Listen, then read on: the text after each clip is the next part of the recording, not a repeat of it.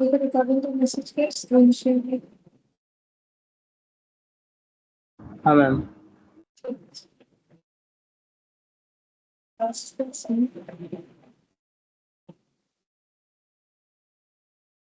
ये वाला क्वेश्चन हम लोगों ने कंप्लीट किया था और इसमें दो पॉइंट था जो कि मैंने बोला था बता देंगे।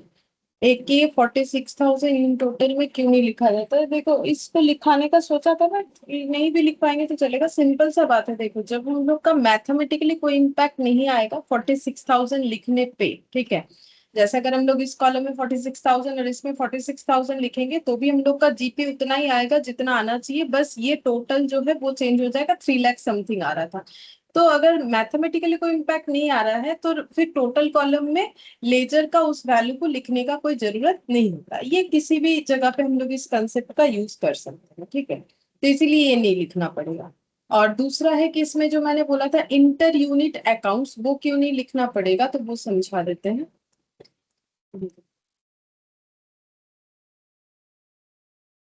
इंटर यूनिट्स अकाउंट्स, ये जो 5,000 और 2,000 था ये क्यों नहीं लिखना पड़ा? क्योंकि ये 5,000 2,000 इंटर यूनिट अकाउंट्स का मतलब है कि एक दूसरे को जो मतलब अमाउंट जो है ट्रांसफर, मतलब अमाउंट नहीं, मतलब क्या बोले कि स्टॉक जो ट्रांसफर और रिसीव हुआ है, ठीक है। जैसे हेड ऑफिस ने क्या किया है, हेड ऑफिस ने ट्रांसफर किया था और ब्रांच ने जो है रिसीव किया था। तो दोनों सेम होना चाहिए। क्योंकि देखो ये अगर ब्रांच बोलेगा मैंने इतना, हेड ऑफिस बोलेगा मैंने 5,000 का स्टॉक भेजा है। देखो ये हेड ऑफिस का अकाउंट था, हेड ऑफिस बोल रहा है मैंने 5,000 का स्टॉक मेरा ये वाला है और इसका 2,000, जबकि दोनों सेम होना चाहिए। क्योंकि जो जितना अगर भेजने वाले ने जितना भेजा है तो फिर मिलने वाले को भी उतना मिलना चाहिए। बट यहाँ पर जो है डिफरेंस दिख रहा है। क्यों दिख रहा है? क्योंकि यहाँ पर अगर देखोगे तुम लोग जो स्टॉक का ट्रांजैक्शन था उसमें देखो यहाँ दिया हुआ था, ये तो पैसे का बात है, ब्रांच ने रेमिट किया। तो हम लोग तो यूनिट का बात कर रहे हैं, मतलब जो क्वांटिटी ऑफ स्टॉक है। तो यहाँ पर 1,500 का जो स्टॉक था वो हेड ऑफिस ने डिस्पैच किया था, मतलब सेंडर हेड ऑफिस है बट अभी तक ब्रांच को रिसीव नहीं हुआ। तो ब्रांच यहाँ पर रिसीवर है, तो रिसीवर के बुक्स में एंट्री होता है। तो ब्रांच क्या एंट्री करेगा? GIT account debit to head office, ठीक है। तो हेड ऑफिस को क्रेडिट करेगा। तो 1,500 से यहाँ पर क्या हो जाएगा, 1,500 से यहाँ पर ऐड हो जाएगा, ठीक है। तो ये हो जाएगा 3,500, ठीक है। और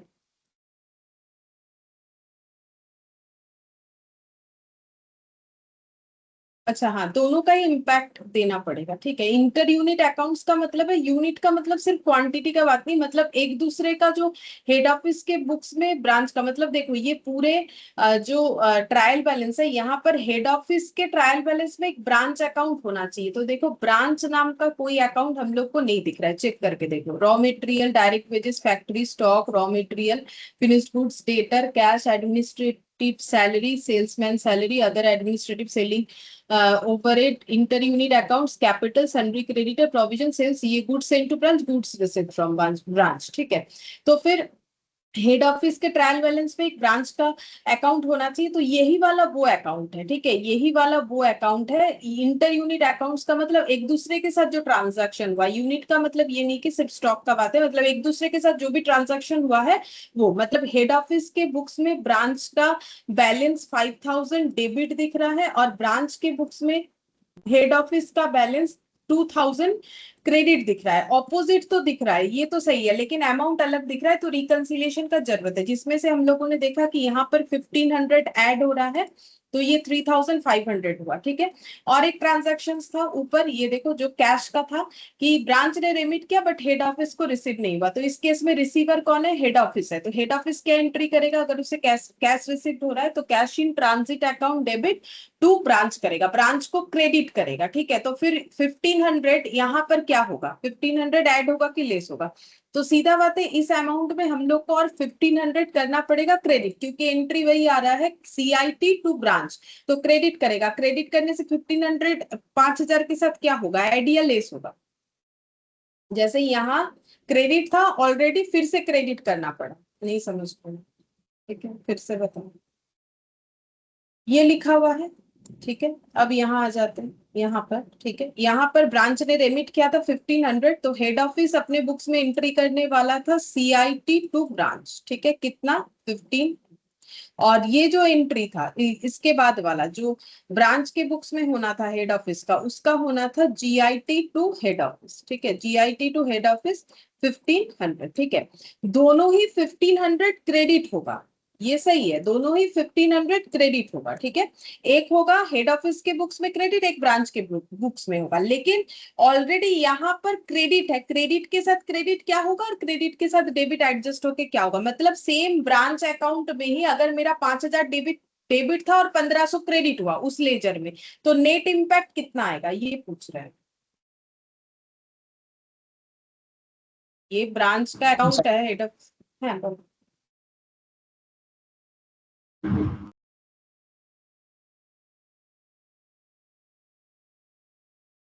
नेट 3500 টাকা। 3500, अब डेबिट होगा कि क्रेडिट होगा? डेबिट। डेबिट, अरे कभी मैथ्स किए हो तो वैसा ही सोचो ना, ये डेबिट ये क्रेडिट, जो वैल्यू बढ़ा वही साइन होगा, तो डेबिट होगा ना। और यहाँ 2000 क्रेडिट है और 1500 क्रेडिट हुआ, तो पहला बात है दोनों सेम है, सेम होने से तो ऐड होगा, दोनों ऑपोजिट होने से लेस होता है, तो दोनों ऐड होगा होगा तो कितना हो जाएगा 3500, और दोनों ही क्रेडिट है तो फिर 3500 क्या हो जाएगा? क्रेडिट। क्रेडिट, ठीक है। तो रिकंसिलिएशन हो गया, ठीक है, रिकंसिलिएशन हो गया, जो हम लोग का अमाउंट ऑपोजिट था लेकिन इक्वल नहीं था, वो इक्वल और ऑपोजिट हो गया, तो ये एंट्री के लिए ये इक्वल और ऑपोजिट नहीं दिख रहा था, वो हो गया, क्योंकि ये ऑटोमेटिकली रिकंसाइल हो जाता है। अब यहाँ पर कहाँ रिकंसाइल हुआ है हम दिखा देते हैं। यहाँ पर रिकंसाइल हुआ है कि जब हम लोग यहाँ पर लिख रहे हैं ना, ये देखो, ये कैश के साथ ये ऐड करके 1500 दिखाया, क्लोजिंग स्टॉक के साथ ये एडजस्ट करके हम लोगों ने यहाँ पर ये देखो 1500 दिखाया, तो ऑटोमेटिकली ये देखो ब्रांच को यहाँ 1500 ऐड, तो ये ऑटोमेटिकली इस जगह पे हम लोग का ये एडजस्ट हो गया, ये 1500 ये दो जगह पे आने के बाद ऑटोमेटिकली हम लोग का एडजस्ट हो गया है। तो क्योंकि ऑटोमेटिकली एडजस्ट हो जाता है तो ये इंटर यूनिट अकाउंट्स को लिखने का कोई जरूरत नहीं होता है, ठीक है। मतलब देखो ये इंटर यूनिट अकाउंट्स, पहला बात है रिकंसाइल कर लिया, कैसे हो गया। अब तुम लोग ये पूछ ही सकते हो कि जब हम लोग ट्रेडिंग पीएल बैलेंस शीट बना रहे हैं तो ये अमाउंट कहाँ जाना चाहिए था, ठीक है, पहला क्वेश्चन ये होना चाहिए, ट्रेडिंग पीएल बैलेंस शीट में ये अमाउंट कहाँ जाना चाहिए था, ठीक है। तो अब मुझे एक चीज बोलो कि हेड ऑफिस के बुक्स में ब्रांच का अकाउंट और ब्रांच के बुक्स में हेड ऑफिस का अकाउंट कैसे ट्रीट करता है, डेटर और क्रेडिटर की तरह, ठीक है। तो ओवरऑल रिकंसाइल करके हम लोग का क्या आया, तो हम इस चीज को हटाते, ओवरऑल रिकंसाइल करके जो inter unit accounts, inter unit accounts का मतलब बोल दिया हेड ऑफिस के बुक्स में ब्रांच का बैलेंस, ब्रांच के, तो हेड ऑफिस के बुक्स में ये बैलेंस चेंज होके ब्रांच का कितना दिख रहा है 3500 डेबिट, और यहाँ पर दिख रहा है 3500 क्रेडिट, मतलब हेड ऑफिस क्या बोलेगा, उसे ब्रांच से 3500 मिलेगा या देना पड़ेगा, मतलब ओवरऑल तो यही होता है ना कि इतना दिया इतना लिया, ये सब करने के बाद नेट करके आया कि इतना डेबिट हो रहा है, ब्रांच और हेड ऑफिस के बीच के ट्रांजैक्शन में इतना डेबिट हो रहा है, इसके यहाँ पर इतना क्रेडिट हो रहा है, तो जिसके यहाँ पर डेबिट है तो वो क्या बोलेगा, हेड ऑफिस बोलेगा मुझे ब्रांच से रिसीव होगा कि मुझे ब्रांच को इतना देना पड़ेगा या सेंड करना पड़ेगा, और ब्रांच क्या बोलेगा, मुझे हेड ऑफिस से इतना रिसीव होगा या मुझे हेड ऑफिस को इतना देना पड़ेगा, बोलो। डेबिट बैलेंस का मतलब क्या, डेटर क्रेडिटर की तरह सोचो।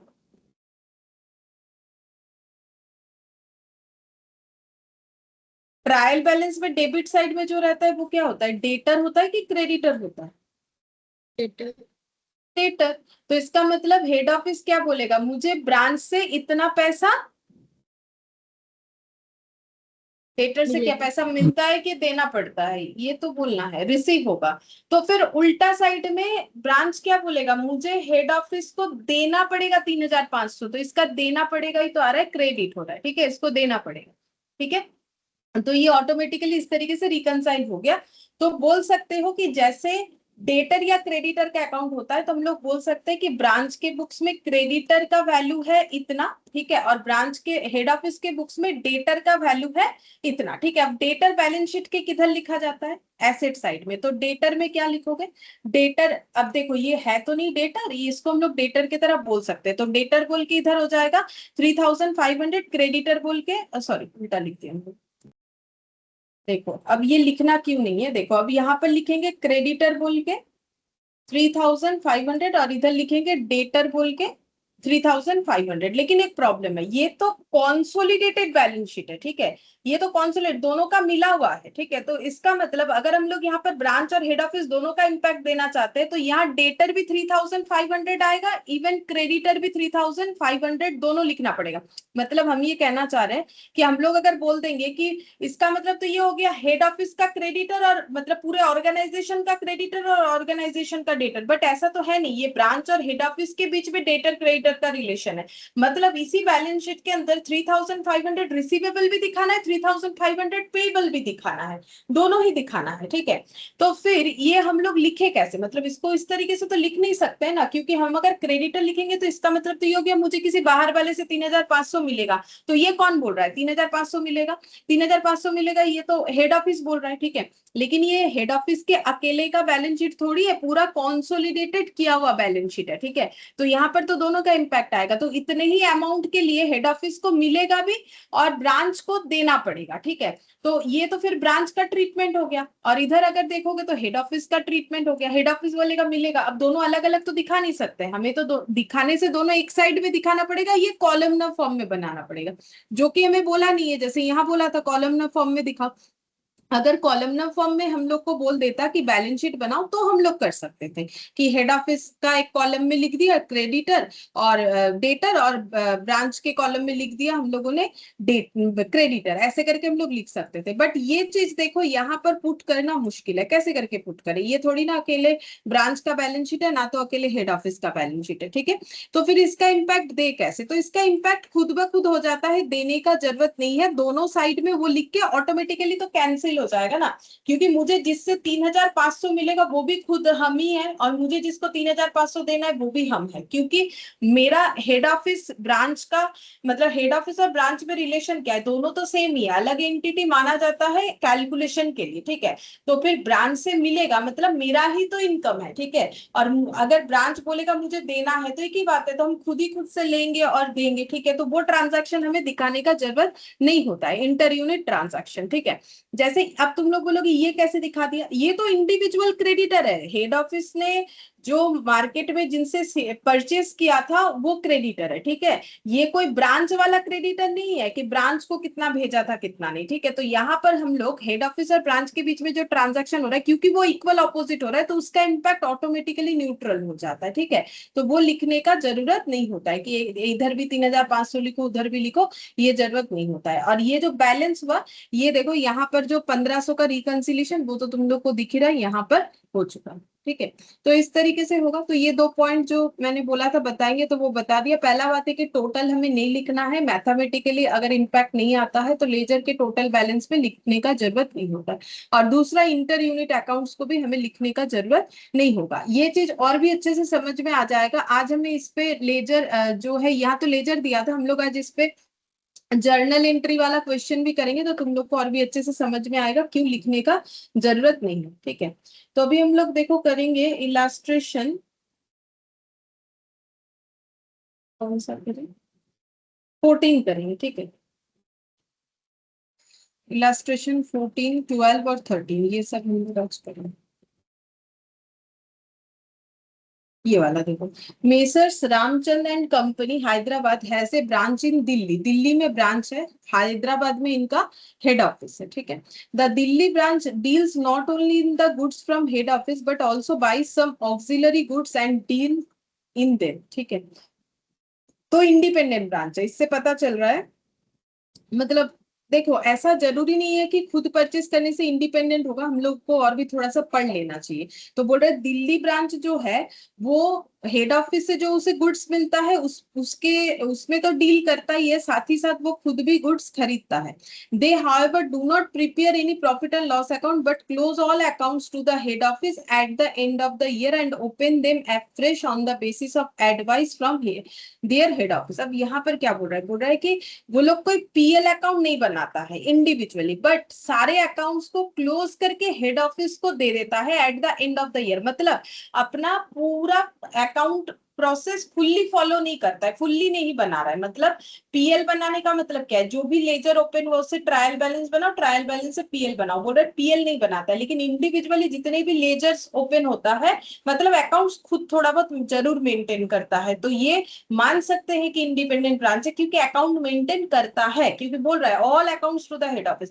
ये अकाउंट मेंटेन करता है बट खुद का फाइनल अकाउंट्स नहीं बनाता है, ठीक है। बट देखो इंडिपेंडेंट का मतलब ये नहीं कि फाइनल अकाउंट्स बनाना ही पड़ेगा या नहीं बनाना पड़ेगा, अगर खुद का कुछ भी अकाउंट मेंटेन करता है तो उसे हम लोग इंडिपेंडेंट मान सकते हैं। अब बोल रहा है कि ये अपना जितना भी अकाउंट्स ओपन करता है वो सब क्लोज करके हेड ऑफिस को ईयर एंड में भेज देता है, and open them afresh on the basis of advice from the head office. और हेड ऑफिस जब बोलता है फिर से वो सारे लेजर को ओपन कर लेता है। The fixed asset accounts are also maintain at the head office. Fixed asset account कौन मेंटेन करता है, हेड ऑफिस। अच्छा, अब यहाँ तक जो पॉइंट पढ़ा उसके ऊपर हम लोग एक पॉइंट समझ लेते हैं। देखो बोल रहा है, ये जो बोला है ना, सारे अकाउंट क्लोज करके भेज देता है, फिर जब इंस्ट्रक्शन आता है तो उसे फिर से ओपन कर लेता है। इस चीज का मतलब क्या है, तो देखो एक्चुअली यही इनकॉर्पोरेशन और डी इनकॉर्पोरेशन होता है। मतलब जैसे कि देखो यहाँ पर मान लो ब्रांच, और यहाँ मैंने बना दिया हेड ऑफिस, ठीक है। तो ब्रांच अपना क्या बनाता होगा, इस ये लोग नहीं बनाता है ट्रेडिंग पीएल, हम इन मतलब ओवरऑल बात को समझाने का कोशिश कर रहे हैं। तो ब्रांच अपना ट्रेडिंग बनाता है, ब्रांच अपना पीएल बनाता है, ठीक है। ब्रांच अपना बैलेंस शीट बनाता है, ठीक है। अच्छा, सेम तरीके से हेड ऑफिस भी अपना ट्रेडिंग बनाता होगा,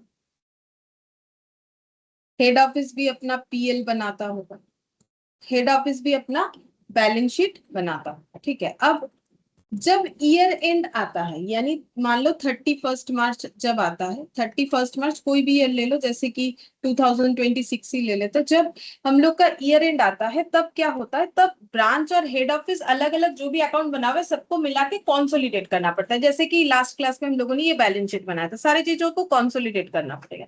अब जब कॉन्सोलिडेशन का बात आता है तब होता क्या है, देखो तब ये होता है, जैसे कि मान लो ये बैलेंस शीट में यहाँ पर जीपी बना होगा, ठीक है, यहाँ पर एनपी बना होगा ब्रांच का, और यहाँ नेट प्रॉफिट आया होगा, यहाँ पर लाइबिलिटी बाकी, और यहाँ पर एसेट, ठीक है। सेम तरीके से हेड ऑफिस का भी यहाँ जीपी आया होगा, यहाँ नेट प्रॉफिट आया होगा, ठीक है। ये जीपी ब्रॉट डाउन भी किया होगा, इन्होंने भी किया होगा, इन्होंने भी किया होगा, ठीक है। फिर नेट प्रॉफिट आएगा, फिर नेट प्रॉफिट को बैलेंस शीट में लाया गया होगा, और लाइबिलिटी होगा इनका कुछ, एसेट होगा। तो ये इंडिविजुअली मैंने दोनों का बैलेंस शीट ऐसे बैलेंस शीट ट्रेडिंग पीएल बना के रेडी किया। अब इनकॉर्पोरेशन का बात आ रहा है। इनकॉर्पोरेशन कब होता है, ईयर एंड में। इनकॉर्पोरेशन का मैंने इसके पहले वाले क्लास में ही नोट लिखवाया था। इनकॉर्पोरेशन का मतलब होता है सारे, ये देखो यहाँ पर इनकॉर्पोरेशन में क्या करना पड़ता है, पहले तो हमें ट्रायल बैलेंस में इक्वल अपोजिट अमाउंट है कि नहीं देखना पड़ता है, नहीं है तो रिकंसिलिएशन करना पड़ता है इन ट्रांजिट आइटम। अच्छा ये देखो, branch prepare its own trial balance and head office its own trial balance, hence we need to consolidate both of them, consolidate करना पड़ता है। अच्छा, और कंसोलिडेट करने का मतलब ही है इनकॉर्पोरेट करना। इनकॉर्पोरेशन लैंग्वेज लिखवाया था, अभी मुझे दिख नहीं रहा है, पता नहीं कहाँ लिखवाया था। When branch is debited in head office books and head office, hence we can conclude that head office balance in branch books and branch balance in, कहाँ गया, इनकॉर्पोरेशन लैंग्वेज तो लिखवाया था, ठीक है छोड़ो कोई बात नहीं।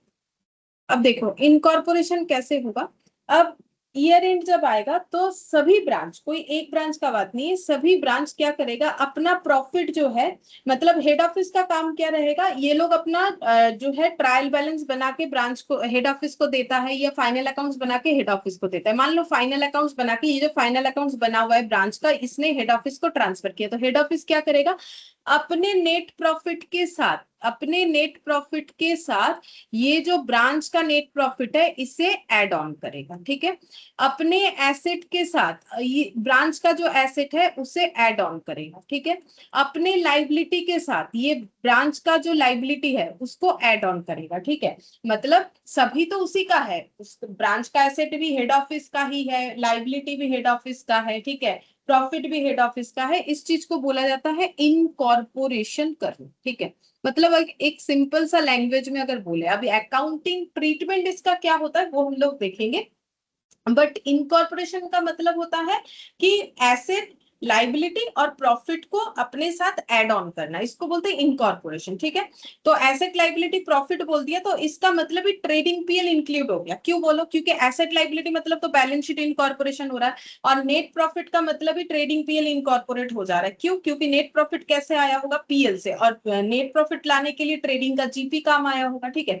तो जब हम नेट प्रॉफिट बोल रहे हैं तो इसका मतलब जो है पूरा प्रॉफिट, ट्रेडिंग पीएल और बैलेंस शीट ये सब इनकॉर्पोरेट। इनकॉर्पोरेट का मतलब हेड ऑफिस अपने साथ ये सारे अमाउंट को जोड़ देगा, ठीक है। ये एक बार होगा, एक बार ईयर एंड में एक बार होगा, क्योंकि हमें कॉन्सोलिडेटेड जो है फाइनेंशियल स्टेटमेंट बनाना पड़ता है, तो एक बार होगा। अच्छा, फिर नेक्स्ट डे, दूसरे ही दिन, मतलब जैसे कि वो 31 मार्च को हुआ, तो मान लो नेक्स्ट डे आ रहा है 1/4/2026। इस दिन क्या होगा? इस दिन होगा डी इनकॉर्पोरेशन। अब ये क्या होता है? D D corporation, sorry, D corporation, ये है लैंग्वेज, ठीक है। डी कॉर्पोरेशन होगा। डी कॉर्पोरेशन का मतलब कुछ नहीं, डी कॉर्पोरेशन का मतलब ये है कि ब्रांच का जितना भी लाइबिलिटी लिया था हेड ऑफिस ने, ब्रांच का जितना भी एसेट लिया था हेड ऑफिस ने, ठीक है, ये सब वो रिटर्न कर देगा। किसे? ब्रांच को, ठीक है। बोलेगा ले जाओ लाइबिलिटी, जो भी तुम्हारा लाइबिलिटी मैंने अपने बुक्स में लिखा था वो सब हम वापस करते रहे, जितना भी एसेट लिखा था वो हम वापस करते रहे। क्यों? क्योंकि फिर से उसे बिजनेस करना है ना। तो मतलब ऐसा नहीं कि फिजिकली जाके उसका एसेट उठा के लेके आ गया, ऐसा बात नहीं होता है। इसका अकाउंटिंग ट्रीटमेंट सोचो, मतलब उसका सारा एसेट लाइबिलिटी प्रॉफिट को ले लिया, ठीक है। फिर उसके बाद क्या किया? अपने साथ मर्ज किया। मर्ज करने के बाद नेक्स्ट दिन से फिर तो ब्रांच चलेगा, थोड़ी ना ब्रांच को बंद कर देना है कि 1 साल चला है ब्रांच बंद कर देना। तो फिर से सारे लाइबिलिटी एसेट को अकाउंटिंग ट्रीटमेंट, जैसे एसेट लिया तो डेबिट किया था, लाइबिलिटी लिया तो क्रेडिट किया था, जब वापस करेगा तो फिर से एंट्री डालना पड़ेगा कि एसेट क्रेडिट ब्रांच का, और ब्रांच का लाइबिलिटी डेबिट कर देंगे, ठीक है, फिर ट्रांसफर कर देंगे। अब तुम लोग ये पूछ ही सकते हो कि फिर नेट प्रॉफिट को ट्रांसफर क्यों नहीं किया? नहीं, प्रॉफिट ट्रांसफर नहीं करेगा, क्योंकि प्रॉफिट को ही तो लेके एड ऑन करना था, प्रॉफिट ट्रांसफर नहीं करेगा। बोला सारा साल का प्रॉफिट जो हुआ वो हम रख लिए, ठीक है, क्योंकि ये मेरा ही है। अब फिर से मैंने तुमको जो एसेट लाइबिलिटी दिया वो लेके फिर से बिजनेस स्टार्ट कर दूं, ठीक है। मतलब फिजिकली ये सब कुछ नहीं होता है, ऐसा मत समझो कि कोई एसेट उठा के लाया फिर वापस कर रहा है, नहीं, ये सारा अकाउंटिंग ट्रीटमेंट है। सारे एसेट लाइबिलिटी प्रॉफिट लिया, वापस फिर एसेट लाइबिलिटी दिया, जाओ फिर से प्रॉफिट जनरेट करो, फिर से मुझे लाके दो, ठीक है। तो प्रॉफिट रिटर्न नहीं होता है, ठीक है। प्रॉफिट कौन रख लेगा? प्रॉफिट हेड ऑफिस रख लेगा। तो इसी चीज को हम लोग इनकॉर्पोरेशन और डी कॉर्पोरेशन बोलते हैं, ठीक है, और कुछ नहीं। अब इसी पे हम लोग ये इलास्ट्रेशन 14 वाला क्वेश्चन करने वाले हैं। तो यहाँ पर ये जो लैंग्वेज है ना, यहाँ जो लैंग्वेज दिख रहा है, इसका मतलब यही है कि पीएल नहीं बनाते। चलो ये लोग पीएल नहीं बनाता है, बाकी सारे अकाउंट्स जो भी क्लोज करता है वो ब्रांच को भेज देता है, और ओपन करता है जब उसे head office, sorry, head office को भेजता है, फिर हेड ऑफिस जब बोलता है तो उसे फिर से ओपन करता है। अब यहाँ पर एक इंस्ट्रक्शन दिया है कि फिक्स्ड एसेट अकाउंट कौन मेंटेन करता है? हेड ऑफिस मेंटेन करता है, ठीक है। इसका तो मैंने तुम लोग को एंट्री लिखवाया कि अगर fixed asset account head office maintain करे तो उसमें डेप्रिसिएशन चार्ज में एंट्री क्या होता है, ठीक है। फिर बोल रहे हैं the goods from head office are invoiced. Head office से जो गुड्स जाता है वो कैसे जाता है? At selling price to give a profit of 20% on the sale price. तो बोल रहा है कि 20% ऑन द 20% प्रॉफिट रखा जाता है सेलिंग प्राइस पे। The goods sent from branch to head office are at cost. बोल रहा है good sent from branch, branch से अगर हेड ऑफिस में कोई स्टॉक वापस आता है तो वो कॉस्ट में आता है। फ्रॉम मतलब कॉस्ट में रिकॉर्ड होता है, इसका मतलब ये हो गया, ठीक है। From the following prepare branch trading and profit and loss account and branch fixed asset account in the books of head office. ये सारी चीज हमें करने बोला है। तो ये सेकंड पैरा से हमें क्या समझ में आया? तब हम यहाँ पर क्वेश्चन का नाम दे देते इलास्ट्रेशन 14, नंबर लगा दिए। यहाँ पर कैसे होगा?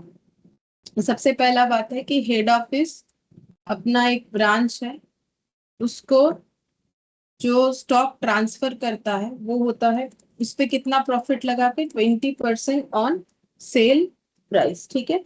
और जब ब्रांच से हेड ऑफिस में किसी वजह से स्टॉक रिटर्न आता है, ये ट्रांसफर है, ठीक है। और अगर रिटर्न आता है तो वो कॉस्ट में रिकॉर्ड हो रखा है, ठीक है। इसका मतलब अगर हमें रिटर्न फ्रॉम ब्रांच कुछ भी दिया है टू हेड ऑफिस स्टॉक, तो वो कॉस्ट वैल्यू में दिया हुआ है, ये हमें समझ लेना है। अच्छा, अब हम लोग को प्रिपेयर करने क्या बोला है, ब्रांच का trading and profit and loss account and branch fixed asset account in the books of head office. तो हम लोग इन the books of head office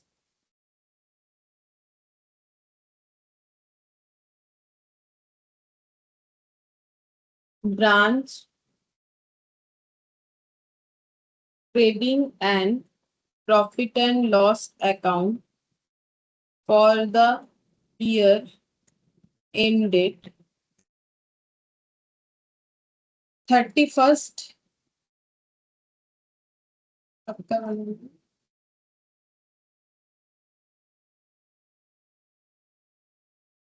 दिसंबर का ही होगा, 31 दिसंबर 20x।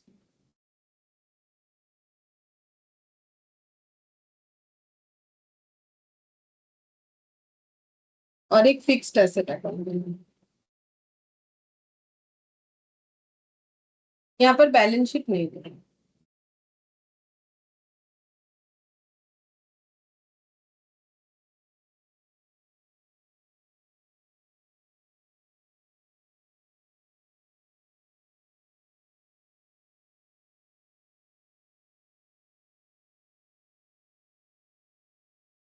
अब देखो कैसे बनेगी।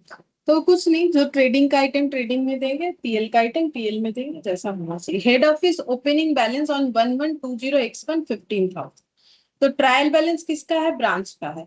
तो बोल रहा है कि ब्रांच के बुक्स में जो हेड ऑफिस का अकाउंट है उसका ओपनिंग बैलेंस है हम लोग का 15,000। तो देखो, अभी अभी मैंने तुम लोग को समझाया कि ब्रांच के बुक्स में हेड ऑफिस के बुक्स में ब्रांच का जो बैलेंस रहेगा ट्रायल बैलेंस। वैसे देखो यहाँ बोला है कि इन्होंने पीएल नहीं बनाया, बट ट्रायल बैलेंस तक बनाया है। ट्रायल बैलेंस तक बनना जरूरी है, फाइनल अकाउंट्स बनाए जरूरी नहीं है, तब भी इंडिपेंडेंट ब्रांच होता है। अगर तुम लोग नोट देखोगे तो वहां लिखा हुआ है ट्रायल बैलेंस बनाता है, फिर इनकॉर्पोरेट करने के लिए दे देता है। तो हेड ऑफिस का ओपनिंग बैलेंस, ठीक है, ओपनिंग 1120x1 में ब्रांच ने जो हेड ऑफिस के नाम का अकाउंट बनाया था, क्योंकि ट्रायल बैलेंस में तो सारे अकाउंट ही लिखे जाते हैं ना, तो ये ओपनिंग बैलेंस इनका कितना था, 15,000, ठीक है। अब ये कौन सा साइड है, डेबिट की क्रेडिट,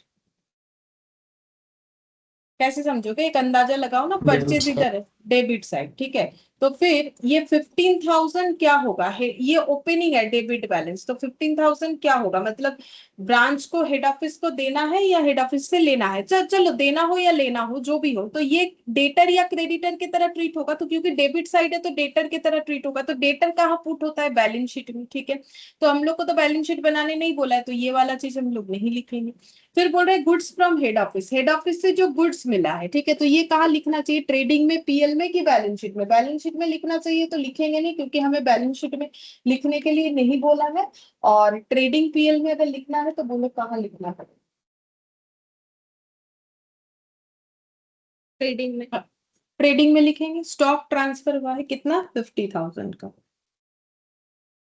अच्छा, to goods from head office. अच्छा, ओपनिंग स्टॉक है, ठीक है, ये देखो ओपनिंग स्टॉक है तो उसके लिए जगह रख देना पड़ेगा, तो एक लाइन थोड़ा जगह रख के हम लिखेंगे यहाँ पर, टू गुड्स फ्रॉम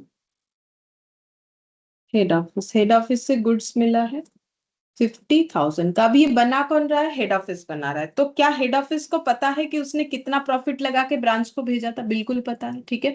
तो वो क्या करेगा, लोडिंग को एलिमिनेट करेगा। तो 50,000 में कितना लोडिंग लगा हुआ है, लोडिंग या प्रॉफिट जो बोलना चाहो या रिजर्व जो बोलना चाहो बोल सकते हो। तो कितना लोडिंग लिखा हुआ है, बोला है हमेशा प्रॉफिट 20% ऑन सेलिंग प्राइस होता है। तो बोलो कितना लगाओगे इसके ऊपर, 50,000 पे कितना लगाओगे, तो हाँ 20% डायरेक्टली लगेगा। क्यों लगेगा, क्योंकि हेड ऑफिस ने तो ब्रांच को सेल किया है ना, ऐसा मतलब जो भी सेल प्राइस है, मतलब जो भी सेंड सेंड प्राइस ही तो सेल प्राइस है ना, इसका मतलब हेड ऑफिस ने ब्रांच को जितने में बेचा उसके ऊपर 20% प्रॉफिट लगाया, तो ये हो जाएगा 40,000। अच्छा, फिर उसके बाद परचेज, तो परचेज किया है 20,000, तो ये टू परचेज बोल के लिख दो, सिंपल। To purchase. अब इसमें कोई लोडिंग है कि नहीं हमें नहीं पता, पहला बात है। यहाँ लोडिंग का कंसेप्ट ही नहीं आएगा। क्यों? क्योंकि ये परचेज मतलब कौन सा परचेज, ये परचेज का मतलब किसका ट्रायल बैलेंस है, ब्रांच का। तो ब्रांच ने जो भी मार्केट से परचेज किया, यहाँ बोला था ना कि ऑक्सिलरी गुड्स जो है वो मार्केट से परचेज कर लेता है। तो मार्केट से जब खरीदा तो मार्केट वाले ने कितना प्रॉफिट लगाया ये किसको पता, ना तो हेड ऑफिस को पता ना ब्रांच को। तो परचेज जो है उसका जो कॉस्ट पड़ा वही लिखना पड़ेगा। ठीक है। अच्छा, फिर यहाँ देखो ओपनिंग स्टॉक दिया हुआ, head office supplied goods at invoice price. बोल रहा है ये वो वाला ओपनिंग स्टॉक है। हेड ऑफिस ने जो स्टॉक भेजा था उसमें से जो स्टॉक बच गया था प्रीवियस ईयर जो क्लोजिंग था वो इस साल का ओपनिंग है, और ये इनवॉइस प्राइस पे ही दिख रहा है। ठीक है, तो 4000 टू ओपनिंग स्टॉक 4000। इसमें से फिर से लोडिंग हटा, कितना हो जाए, इनवॉइस प्राइस 800। के ऊपर 20%। हाँ, तो 800, क्योंकि यहाँ पर जो प्रॉफिट लगाया जाता है वो 20% ऑन सेलिंग प्राइस, जितने में बेचेगा उतने में। ठीक है, 3200। तो सेलिंग प्राइस का मतलब हेड ऑफिस का, ये देखो यहाँ पर बोल दिया है दिल्ली ब्रांच। यहाँ कहाँ कहाँ कहाँ है, कहाँ चला गया, हाँ ये देखो, ये इनवॉइस एट सेलिंग प्राइस बोल रहा है कि सेलिंग प्राइस पे ही वो अपना स्टॉक भेजता है ब्रांच को। मतलब मार्केट में जित हेड ऑफिस किसी को जो प्रोडक्ट जितने में बेचता है अपने ब्रांच को भी उतने में ही भेजता है, और ऊपर से प्रॉफिट जो होता है वो 20% ऑन सेलिंग प्राइस रख के बेचता है। ठीक है। अच्छा, फिर बोल रहा है opening stock of other goods. अब अदर गुड्स का मतलब क्या है, देखो अब ब्रांच के पास तो दो ही तरीके का गुड्स है, एक वो हेड ऑफिस से लेता है, एक वो खुद खरीदता है। तो उसका ओपनिंग स्टॉक 500। अब इस पे कितना जो है इनवॉइस है, ये हमें तो नहीं पता कि वो तो मार्केट में लोगों ने बेचा था इनको। ठीक है, तो ओपनिंग स्टॉक यहाँ पर लिख देते अदर्स,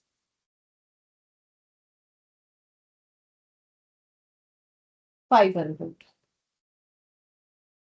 अच्छा, सैलरी, सैलरी कहाँ जाएगा बोलो, salary rent office PL. Expenditure. हाँ, ये तीनों ही पीएल में जाएगा, salary PL of sorry salary office expenditure और रेंट। ठीक है, तो यहाँ पर लिख देते हैं to salaries to rent to office expenditure.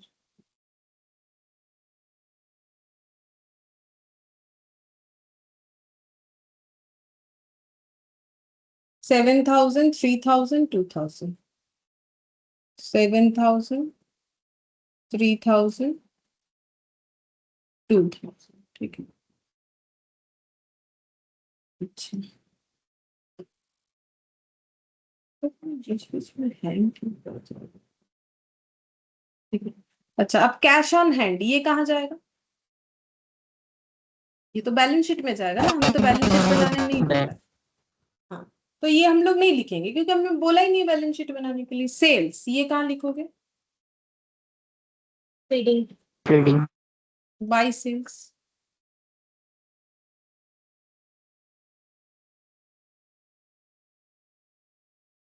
अच्छा, सेल के बाद है गुड्स टू हेड ऑफिस, मतलब क्रेडिट साइड में लिखा है गुड्स टू हेड ऑफिस, मतलब ब्रांच ने हेड ऑफिस को गुड्स ट्रांसफर किया है, कितना 3000। अब ये ट्रांसफर हमेशा कॉस्ट में होता है, मतलब इसमें से हमें लोडिंग हटाने का जरूरत नहीं है। लो ये क्या हो गया, अच्छा ठीक है, तो ये किधर लिखेंगे, ये रिटर्न है। तो रिटर्न देखो, ये हम लोग यहाँ से लेस करके लिख सकते थे ये 40,000 में, यहाँ मुझे जीपी लिखना पड़ेगा, जगह नहीं है तो हम बाई साइड में लिखते रहे। ठीक है, तो बाई गुड्स फ्रॉम ब्रांच, तो ब्रांच ने गुड्स ट्रांसफर कर दिया, इसमें भी लोडिंग हटाना पड़ता, बट हटाने का जरूरत नहीं पड़ेगा क्योंकि ऑलरेडी हटाया हुआ है, बोल दिया है जब भी रिटर्न अमाउंट कुछ भी दिखेगा तो वो कॉस्ट में है। ठीक है। अच्छा, फिर बोल रहा है हेड ऑफिस करेंट अकाउंट। अब हेड ऑफिस करेंट अकाउंट यहाँ पर दिया हुआ है, और सन्ड्री क्रेडिटर। अच्छा, सन्ड्री क्रेडिटर तो देखो ये बैलेंस शीट का आइटम है, और हेड ऑफिस करेंट अकाउंट का मतलब क्या है, मतलब क्रेडिट साइड में बैलेंस दिख रहा है कितना, 15,000 में हेड ऑफिस का अकाउंट का बैलेंस दिख रहा है 15,000। ठीक है, ये वाला ओपनिंग था, ये जा क्यों नहीं रहा है, पता नहीं क्या हो गया, क्या करें इसको। हाँ,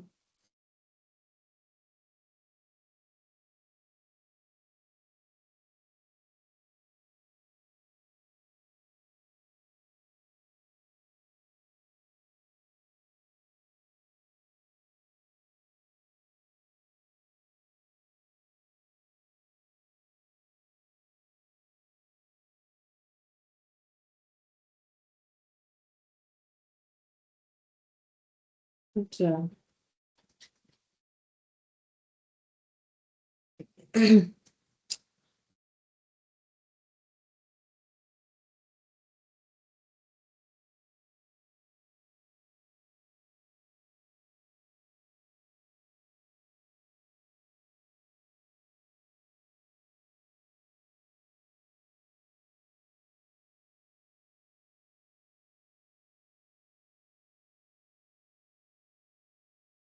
ये जाएगा ना, अच्छा, जाएगा बट मुझे पता नहीं कैसे करके होगा।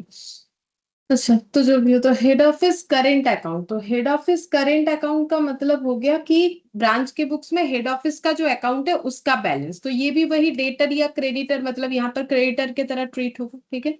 अब ये लेकिन क्लोजिंग वाला है, ये ओपनिंग वाला है, ठीक है। तो बीच में कुछ ट्रांजैक्शन हुआ होगा, उसके बाद हमें दिख रहा होगा, या फिर हो सकता है कि ये हम लोग का, अब देखेंगे नीचे वैसे पढ़ा नहीं है, ठीक है। तो ये हम लोग का वैसे भी बैलेंस शीट में जाता है, बैलेंस शीट में बनाने नहीं बोला। सन्ड्री क्रेडिटर वो भी बैलेंस शीट का आइटम है। Cash at bank balance sheet, sundry debtor balance sheet, ठीक है। अब देखो the branch balance as on 1 Jan 2001 where as under, तो ब्रांच बैलेंस जो दिख रहा है 1 Jan को, मतलब ओपनिंग बैलेंस फर्नीचर का 5000, डेटर का 9500, cash 1000, creditor 30,000। The closing stock at branch of the head office goods at invoice price is 3000। बोल रहा है ब्रांच का जो क्लोजिंग स्टॉक दिख रहा है जिसमें हेड ऑफिस से लिया गया जो स्टॉक था इनवॉइस प्राइस पे 3000, तो ये बाई क्लोजिंग स्टॉक बोल के इधर आ जाएगा, by closing stock head office goods 3000। अब इसमें से लोडिंग हटा देंगे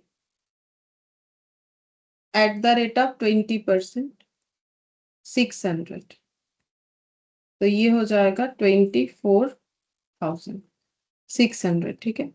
फिर बोल रहा है कि the closing stock at branch of the head office eight invoice price 3000 and that of purchased goods at cost is 1000, और जो गुड्स परचेज हुआ था उसका 1000 है क्लोजिंग स्टॉक, तो वो लिख दिया 1000। अच्छा फिर यहाँ पर बोल रहा है डिप्रिशिएशन प्रोवाइड होना चाहिए 10% on branch asset, branch asset पे डिप्रिशिएशन प्रोवाइड होगा 10%, ठीक है। तो फर्नीचर ही है, फिक्स्ड एसेट 5000, 5000 पे 10% यानी 500 हो जाएगा, तो यहाँ पर लिखेंगे टू डिप्रिशिएशन 500, ठीक है।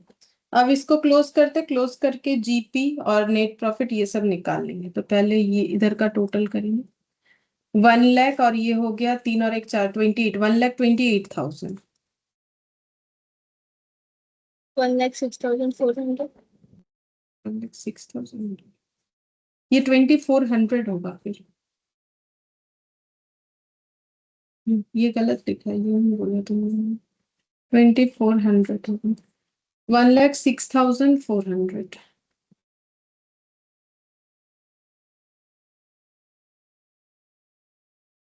To gross profit balancing figure 63,700, 42,700। 42,700 by GP 42,700, net profit निकालो 42,700, और ये हो गया 12,500,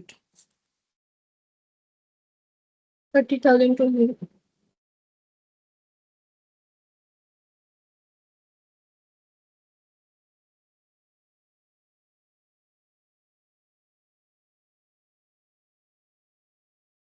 टू नेट प्रॉफिट।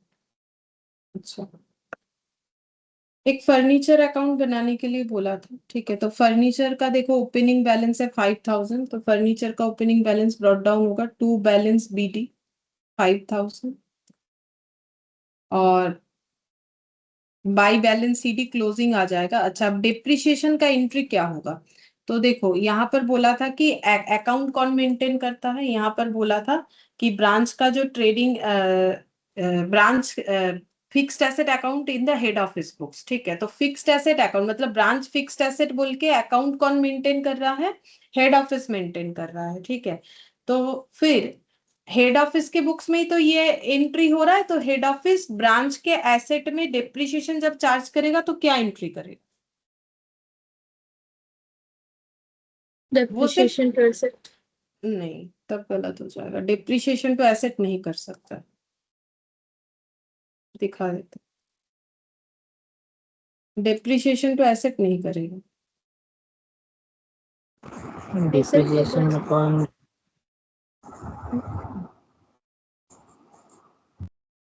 सोचो, ये कौन सा वाला केस है? Fixed asset account maintained eight head office, ठीक है, ये 14th नंबर वाला पॉइंट तुम लोग भी अपने कॉपी में निकाल सकते हो। अब इसमें से कौन सा पॉइंट है? Fixed asset purchase by branch and recorded at head office books, branch fixed asset recorded in head office books and payment by head office, depreciation provided for point A. तो देखो पॉइंट बी तो नहीं आएगा, ये normal concept है। क्यों? क्योंकि point B में क्या हो रहा है कि ब्रांच फिक्स्ड एसेट, अब यहाँ हमें बोला नहीं कौन खरीदा है, बट हमें ये तो बोला है ना कि फिक्स्ड एसेट अकाउंट मेंटेन कौन कर रहा है? हेड ऑफिस, ठीक है। तो फिर पॉइंट ए होगा कि पॉइंट बी होगा, ये बोलो। Point A. पॉइंट ए, क्योंकि ये देखो रिकॉर्डेड एट हेड ऑफिस, ठीक है।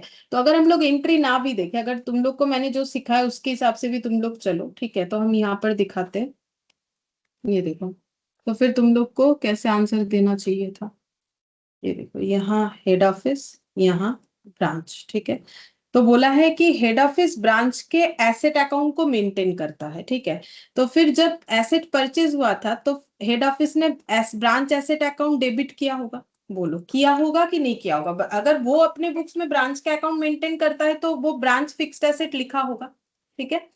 अब अगर उसने ब्रांच फिक्स्ड एसेट लिखा है तो उसको तो एक बार ब्रांच को क्रेडिट करना ही पड़ेगा, क्योंकि हेड ऑफिस के बुक्स में ब्रांच क्रेडिट होता है और ब्रांच के बुक्स में हेड ऑफिस। अगर हेड ऑफिस के बुक्स में ब्रांच क्रेडिट हो रहा है ट्रांजैक्शन से, तो ब्रांच के बुक्स में हेड ऑफिस क्या हो जाएगा? डेबिट हो जाएगा, ठीक है। तो यहाँ पर टू क्या आ जाएगा? तो इसका मतलब ये रिकॉर्ड कर रहा है, तो फिर इसने परचेज किया होगा, हमें बोला नहीं है तो क्या हो, हम लोग इस तरीके से तो सोच ही सकते हैं। अब अगर डिप्रिशिएशन का चार्ज करने का टाइम आ रहा है तो फिर जिसके पास एसेट अकाउंट है वही एसेट अकाउंट को क्या कर सकता है? क्रेडिट कर सकता है। तो वो लिखेगा टू ब्रांच एसेट, ठीक है, ब्रांच एसेट को क्या करेगा? क्रेडिट करेगा। तो फिर डेबिट किसे करेगा? अब डिप्रिशिएशन रिकॉर्ड कौन करेगा? डिप्रिशिएशन तो रिकॉर्ड वो करेगा जिसके यहाँ एसेट फिजिकली प्रेजेंट है, तो ये करेगा डिप्रिशिएशन अकाउंट डेबिट, ठीक है, क्योंकि इसके यहाँ डिप्रिशिएशन। बट ये टू फिक्स्ड एसेट नहीं कर सकता क्योंकि फिक्स्ड एसेट इसने रिकॉर्ड नहीं किया, तो ये टू हेड ऑफिस करेगा। तो हेड ऑफिस क्या करेगा फिर?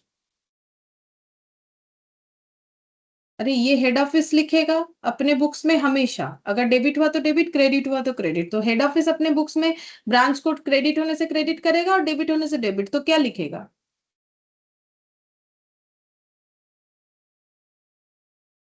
देखो मैंने सब चीज Asset बता to. दी। अरे हेड ऑफिस के बुक्स में हर एक एंट्री में ब्रांच डेबिट या क्रेडिट होगा, तो ब्रांच कहाँ डेबिट या क्रेडिट? ये तो ब्रांच एसेट है, ब्रांच छोड़ो, ये एसेट है, ये तो ब्रांच एसेट है, ये ब्रांच थोड़ी है। तो डेबिट किसे करेगा? ब्रांच। तो फिर ये तो पूछ रहे एक सिंपल सा, ब्रांच अकाउंट डेबिट होगा। ये तो मैंने बोल दिया कि दिमाग में बैठा लो, जब भी हेड ऑफिस और ब्रांच के बीच में ट्रांजैक्शन होगा तो हेड ऑफिस की बुक्स में ब्रांच डेबिट या क्रेडिट होगा, ब्रांच की बुक्स में हेड ऑफिस डेबिट या क्रेडिट होगा। अब ये वाला देख लो, तो ब्रांच टू ब्रांच एसेट हो जाएगा, मतलब ये वाला, ये रहा, ये लिखा हुआ है, इसका मतलब यही था, branch to branch fixed asset, ठीक है। तो ये एंट्री होगा, तो यहाँ पर क्या हो जाएगा? ये तो ब्रांच का ही फिक्स्ड एसेट है, ये फिक्स्ड एसेट है किसका? ब्रांच का। तो branch to branch fixed asset, तो अब ब्रांच का नाम है दिल्ली ब्रांच, तो चाहो तो लिख सकते हो Delhi branch account debit. Account नहीं भी लिखने से चलेगा। 5000 का 10% यानी 500, तो ये हो जाएगा 4500। क्लोज हो गया, बस इतना सा ही करना था, ठीक है। अच्छा,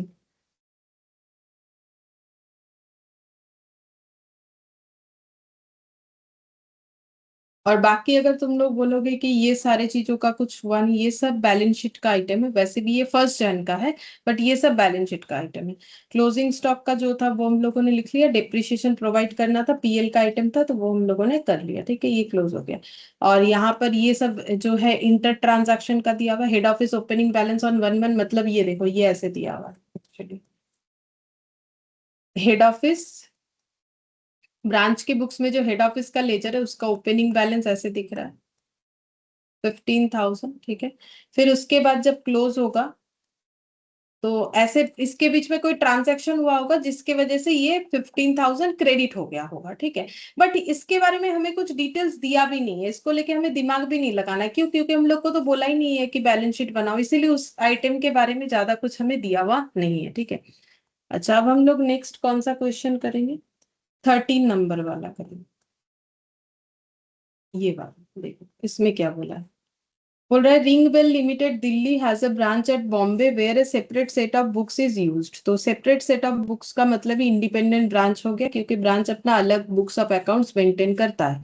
फॉलोइंग ट्रायल बैलेंस एक्सट्रैक्टेड, तो head office trial balance, head office का ट्रायल बैलेंस में दिख रहा है हेड ऑफिस ने शेयर कैपिटल इशू किया था जिसमें ऑथराइज था 10,000 equity share of 100 is, issue किया 8,000 equity share 8 lakh. Profit and loss account opening दिख रहा है, ये ओपनिंग है, देखो ये 1120x1 दिया हुआ, ये ओपनिंग पीएल है। ईयर के स्टार्टिंग ये 31 दिसंबर 20x1 है, ये ओपनिंग प्रॉफिट है। जनरल रिजर्व दिया हुआ है, फिक्स्ड एसेट दिया हुआ है, स्टॉक दिया हुआ है, डेटर क्रेडिटर, ठीक है, ये डेटर ये क्रेडिटर, प्रॉफिट ये 20x1 मतलब ये ड्यूरिंग द ईयर का प्रॉफिट है, मतलब इस साल का प्रॉफिट, मतलब 20x1 एंडिंग का। ठीक है, और ये 20x0 का, ये ओपनिंग का दिख रहा है, तो ये 20x0 का प्रॉफिट है, उसके बाद 20x1 का प्रॉफिट है। तो ड्यूरिंग द ईयर प्रॉफिट 52,200 और इसके प्रीवियस ईयर का प्रॉफिट 25,310, जो कि हमें दिया हुआ है प्रीवियस ईयर का प्रॉफिट बोल के। देखो नॉर्मली ये प्रॉफिट कहाँ ऐड होता है? नॉर्मली ये प्रॉफिट हमारा कैपिटल के साथ ऐड होता है। तुम लोग ये मत सोचो ये कैसे दे दिया, अरे ये तो कैपिटल के साथ ऐड होके आता है, यहाँ पर हमें इंडिविजुअली दिया है क्योंकि ये कंपनी है ना, तो कंपनी के ट्रायल बैलेंस, वैसे देखो कंपनी का ट्रायल बैलेंस भी ऐसे बना सकते हो, उसमें कोई प्रॉब्लम नहीं है। तो लेकिन कंपनी का प्रॉफिट जो है उसका अलग लेजर रख दिया है। क्यों? क्योंकि कंपनी का प्रॉफिट जब बैलेंस शीट में दिखाते हो वो रिजर्व सरप्लस के अंडर दिखाते हो, शेयर कैपिटल के साथ ऐड करके नहीं दिखाते हो, इसीलिए इनका ओपनिंग जो पीएल है इन्होंने अलग से ट्रायल बैलेंस पे लिख रखा है, ताकि जो कंपनी का जो अकाउंट्स बनेगा उसमें रिजर्व सरप्लस में ये चीज हम लोग ओपनिंग फिर उसके साथ ये क्लोजिंग ऐड करके टोटल पीएल दिखा सकते हैं, क्योंकि उसमें पीएल अलग से दिखा जाता है। ये कोई इंडिविजुअल या पार्टनरशिप नहीं है जहां पर कैपिटल के साथ प्रॉफिट हम लोग का ऐड हो जाएगा। ठीक है, वैसे जो है हम लोग का वो फाइनल अकाउंट जो तुम लोग trading PL balance sheet normal जो इंडिविजुअल का बनाते हो, तो उसमें क्या करते हो, कैपिटल के साथ नेट प्रॉफिट को ऐड कर देते हो। ठीक है, तो ये ड्यूरिंग द ईयर का नेट प्रॉफिट, फिर ये जो कैपिटल आया नेक्स्ट जब बैलेंस शीट बनता है इसी कैपिटल में फिर से नेक्स्ट ईयर का नेट प्रॉफिट ऐड करते हो, तो इस कैपिटल में तो प्रीवियस ईयर का प्रॉफिट इंक्लूड हुआ ना, तो वो ओपनिंग है। बट वैसा हम लोग लिखते नहीं है, मतलब अगर हम लोग ऐसे लिखते जो तुम लोग ट्रेडिंग पे बैलेंस शीट बनाते कैपिटल नेट प्रॉफिट को ऐड नहीं करते, यहाँ पर अलग से लिखते, फिर नेक्स्ट ईयर जब बैलेंस शीट बनाते तो फिर नेक्स्ट ईयर का कैपिटल लिखते, पहले ओपनिंग कैपिटल लिखते। ठीक है, और उसमें फिर नेट प्रॉफिट ओपनिंग वाला लिखते, फिर net profit during the year का लिखते, तो ऐसे करके इंडिविजुअली लिखते जाते हैं हम लोग, बट वैसा उसमें हम लोग करते नहीं है। यहाँ क्यों किया है? क्योंकि कंपनी का जो फाइनेंशियल स्टेटमेंट बनता है वहां पर पीएल जो है कोई कैपिटल के साथ ऐड नहीं होता है, रिजर्व सरप्लस के अंडर आता है, इसीलिए लिखा हुआ है। फिर fixed asset, stock, debtor, creditor, profit during the year, cash balance, branch current account. अब देखो ब्रांच करेंट अकाउंट का मतलब वही हो गया कि हेड ऑफिस के बुक्स में ब्रांच का जो अकाउंट्स था, मतलब हेड ऑफिस के बुक्स में ब्रांच का जो लेजर बना हुआ था उसमें बैलेंस क्या दिख रहा है, डेबिट बैलेंस दिख रहा है, क्लोजिंग बैलेंस डेबिट दिख रहा है, मतलब बाई बैलेंस सीडी दिख रहा है। अब ये मत बोल दो कि फिर ये तो क्रेडिट हो गया, नहीं, ये क्लोजिंग डेबिट का तो इधर ही आता है ना, 1,33,710 दिख रहा है। तो अब इसका मतलब ब्रांच का जो ट्रायल बैलेंस होगा उसमें भी हेड ऑफिस के अकाउंट का बैलेंस 1,33,710, बट वो क्रेडिट दिखना चाहिए। तो ब्रांच के हेड ऑफिस के बुक्स में अगर मतलब ट्रायल बैलेंस में अगर ब्रांच का ये बैलेंस मेरा डेबिट दिख रहा है, मतलब हेड ऑफिस बोलना चाह रहा है मुझे ब्रांच से इतना इतना मिलेगा। ठीक है, इतना मिलेगा क्योंकि ये डेबिट बैलेंस है। ठीक है, तो फिर हमें जब ट्रायल बैलेंस दिया हुआ रहेगा ब्रांच का, तो वहां मुझे दिखना चाहिए कि हेड ऑफिस को इतना मुझे देना पड़ेगा, ये दिखना चाहिए। चलो देखते हैं ऐसा है कि नहीं। ये देखो ब्रांच का ट्रायल बैलेंस आ गया, फिक्स्ड एसेट दिख रहा है, प्रॉफिट ड्यूरिंग द ईयर ये ब्रांच का है, स्टॉक दिया हुआ है, debtor creditor cash balance, head office current account, ठीक है। तो वो हेड ऑफिस और ब्रांच नहीं लिख के head office current branch current इस तरीके से लिखा हुआ है, ठीक है। अच्छा अब देखो यहाँ पर दिया हुआ है ये 1,29,010। अब यहाँ पर और यहाँ पर प्रॉब्लम क्या है, दोनों बैलेंस ऑपोजिट है, बिल्कुल ऑपोजिट है, एक डेबिट है एक क्रेडिट है, लेकिन क्या हुआ है यहाँ जो बैलेंस है यहाँ जो बैलेंस है बैलेंस सेम नहीं है, मतलब रिकंसिलिएशन का जरूरत होगा इनकॉर्पोरेशन करने के पहले। अब देखते हैं करने क्या बोला है हमें। फिर यहाँ पर बोल रहा है the difference between the balances of current account the two set of books is accounted for as follows. बोल रहा है कि ये दो पॉइंट के लिए डिफरेंस दिख रहा है, ठीक है। तो पॉइंट हमें क्या बोल रहा है पढ़ के देखते हैं। बोल रहा है cash remitted by branch on 31st December 2001 but received by head office on 1st Jan 2002। तो बोल रहा है जो पैसा रेमिट हुआ था 31st December 20x1 को, मतलब इस साल के एंड में, ठीक है, और तभी तो ये ट्रायल बैलेंस बन गया। बोल रहा है वो पैसा रिसीव कब हुआ है, 1st Jan को हुआ है, लेकिन उसके पहले ही तो ये ट्रायल बैलेंस बन गया, तो ये 3,000 का इम्पैक्ट नहीं आया होगा। तो रिसीवर कौन है, हेड ऑफिस है, तो हेड ऑफिस के बुक्स में इसका एंट्री होना चाहिए। तो हेड ऑफिस के बुक्स में इसका एंट्री क्या होगा, हेड ऑफिस बोलेगा CIT टू ब्रांच, ठीक है, कितना 3,000, ये चीज बोलेगा हेड ऑफिस, ठीक है। फिर नेक्स्ट बोल रहा है stock stolen in transit from head office and charge to branch by the head office but not credited to head office in the branch books as the branch manager declined to admit any liability not covered by insurance 1700। तो बोल रहा है stock चोरी हो गया जो in transit में था फ्रॉम हेड ऑफिस, मतलब हेड ऑफिस से जो स्टॉक चला था, स्टॉक हेड ऑफिस ने भेजा था जो कि चोरी हो गया। और एंड चार्ज टू ब्रांच, मतलब हेड ऑफिस ने जब ये स्टॉक ट्रांसफर किया था तो ब्रांच में चार्ज कर दिया होगा, उसने क्या एंट्री किया होगा कि branch account debit to good send to branch, तो इस चीज को बोलते हैं चार्ज टू ब्रांच, ठीक है। But not credited to head office in the branch books, but branch के बुक्स में अभी तक जो है क्रेडिट नहीं हुआ है, मतलब नॉर्मली रिसीवर कौन है, ब्रांच है, ठीक है। इस केस में गुड्स का तो ब्रांच को एंट्री क्या करना चाहिए था, GIT टू हेड ऑफिस, ये एंट्री करना चाहिए था कितने से, 1700 से, ठीक है, ये एंट्री होना चाहिए था। बट क्या हुआ है ना, ये जो है ये स्टॉक चोरी हो गया, इस बात को इन लोग को पता चल चुका है, स्टोलन, ठीक है। अब क्या हो रहा है कि हेड ऑफिस ब्रांच क्या बोल रहा है कि हम क्रेडिट नहीं करेंगे क्योंकि ब्रांच मैनेजर ने मना कर दिया इसको करने के लिए। बोल रहा है कि देखो अब हम इसका एंट्री कर देंगे तो हम ये दिखा रहे मेरा रिसीवेबल है, जबकि ये चोरी हो चुका है, तो कभी ये मेरे पास सामान आके नहीं पहुंचेगा, ऊपर से इसका कोई इंश्योरेंस नहीं है, तो इसमें तो बहुत ज्यादा लॉस है। हम तो ब्रांच है, हम लॉस का एंट्री करके क्या करें, तो हेड ऑफिस खुद ही बोलेगा कि ठीक है ब्रांच तुम एंट्री मत करो, क्योंकि तुम करके करोगे क्या, मतलब मेन तो हम ही है, ठीक है। तो मुझे जब पता चल ही चुका है स्टॉक चोरी हो गया, तो तुमको इस चीज का एंट्री करने का जरूरत नहीं है, ठीक है, ये किया नहीं है ये लोग बोल रहे हैं एंट्री, ठीक है। अच्छा अब ये जो दो ट्रांजैक्शन जिसमें से देखो ये तो ठीक है, ये ठीक है, ये एंट्री करना पड़ेगा, बट ये एंट्री अभी तक पास नहीं हुआ है, ठीक है, जो कि होना चाहिए था ब्रांच के बुक्स में। जबकि इनके जो हेड ऑफिस है इन्होंने खुद ही मना कर दिया होगा, क्योंकि ब्रांच मैनेजर अपने से तो और डिक्लाइन कर नहीं सकता है, तो जो भी हो ब्रांच मैनेजर ने डिक्लाइन कर दिया है, बोला है कि हम इसको रिकॉर्ड नहीं करने वाले, ठीक है, क्योंकि इसमें ना तो कोई इंश्योरेंस क्लेम है, ना तो इससे मुझे कोई क्लेम मिलेगा, ना तो मेरा पूरा ये लॉस हो जाएगा, तो हम इसको रिकॉर्ड करके करें क्या, ये चीज बोला हुआ है, ठीक है। अच्छा तो फिर इसमें हम लोग ट्रीटमेंट क्या करेंगे, देख।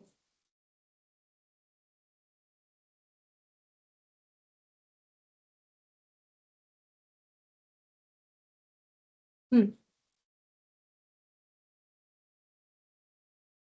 इसका हम लोग यहाँ पर सबसे पहले ये वाला ट्रीटमेंट, और क्या बोल रहे हैं, give the branch current account in head office books after incorporating branch trial balance through journal, ठीक है। ये तो क्या करने बोला है, पहले इसका इम्पैक्ट देखते हैं। तो एक एंट्री तो हमें यहाँ पर इम्पैक्ट देना पड़ेगा, हेड ऑफिस के बुक्स में हमें CIT टू ब्रांच करना पड़ेगा। तो हेड ऑफिस का जो लेजर है, मतलब ये देखो हेड ऑफिस के बुक्स में जो ब्रांच का अकाउंट है उसमें ब्रांच और 3,000 से फिर क्या हो जाएगा, क्रेडिट, इसमें और 3,000 ब्रांच क्रेडिट हो जाएगा, तो और 3,000 से क्रेडिट होने से कितना दिखेगा, ये ऑलरेडी डेबिट आइटम है, तो क्रेडिट करने से क्या हो जाएगा, प्लस या माइनस, बोलो एक, अगर यहाँ मतलब अरे बाबा, ये ब्रांच अकाउंट है, ठीक है, ब्रांच अकाउंट है किसके बुक्स में? हेड ऑफिस के बुक्स में, इन the books of head office, ठीक है। तो ब्रांच का अकाउंट दिख रहा है डेबिट, मतलब टू बैलेंस बीडी 133,710, ठीक है। और हम लोग को क्रेडिट करना पड़ेगा, क्या एंट्री होगा? सीआईटी टू ब्रांच, तो ब्रांच में लिखोगे बाय सीआईटी, तो बोल नहीं सकते हो कितना अमाउंट आएगा नेट करने के बाद। तो एक डेबिट है, क्रेडिट है, तो नेट होके कितना आएगा? लेजर लिखना जरूरी थोड़ी है।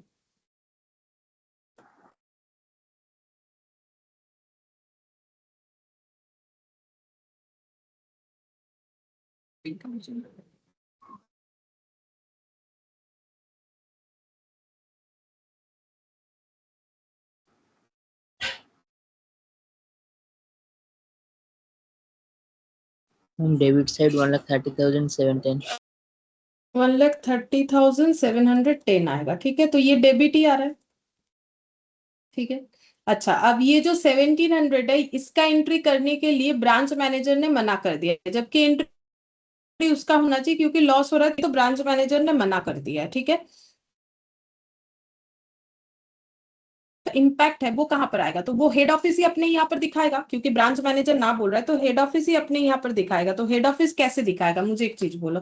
तो हेड ऑफिस ये बोलेगा कि मैंने जब भेजा है, मैंने तो चार्ज कर दिया था ना ब्रांच अकाउंट में, जब उसने भेजा है तो उसने क्या लिखा होगा हेड ऑफिस ने? Branch to good send to branch. तो ब्रांच अकाउंट उसके बुक्स में क्या हो गया होगा? To good send to branch होने से मुझे एक चीज बोलो, तो उसके अकाउंट में ये अमाउंट कितना हो गया था? 1,700 एड ऑन हो गया था, पहले ही हो गया था, ठीक है। उसके बाद तो ये बैलेंस आया है। अब अगर बोल रहा है ब्रांच कि हम इसको चार्ज करके करें क्या, चोरी हो गया है, तो फिर वो उस चीज को क्या बोलेगा कि उसको रिटर्न ही मान लेगा। मतलब रिटर्न के जैसे ट्रीट नहीं कर सकता है कि मैंने 1,700 का स्टॉक भेजा था, जो अभी ब्रांच के पास कभी नहीं जाके पहुंचेगा, क्योंकि ब्रांच का वहां पर जाने के पहले ही चोरी हो गया। अब ब्रांच मैनेजर बोल रहा है हम और इसका कोई एंट्री नहीं करेंगे, जीआईटी का एंट्री नहीं करेंगे, क्योंकि जीआईटी करके होगा क्या, क्योंकि ये स्टॉक तो मेरे पास आके पहुंचेगा नहीं। हम इसका कोई जो है ट्रांजैक्शन नहीं दिखाना चाहते, ठीक है। और ये बात हेड ऑफिस मान भी चुका है, तो ब्रांच कोई ट्रांजैक्शन नहीं दिखाएगा। तो फिर हेड ऑफिस क्या करेगा?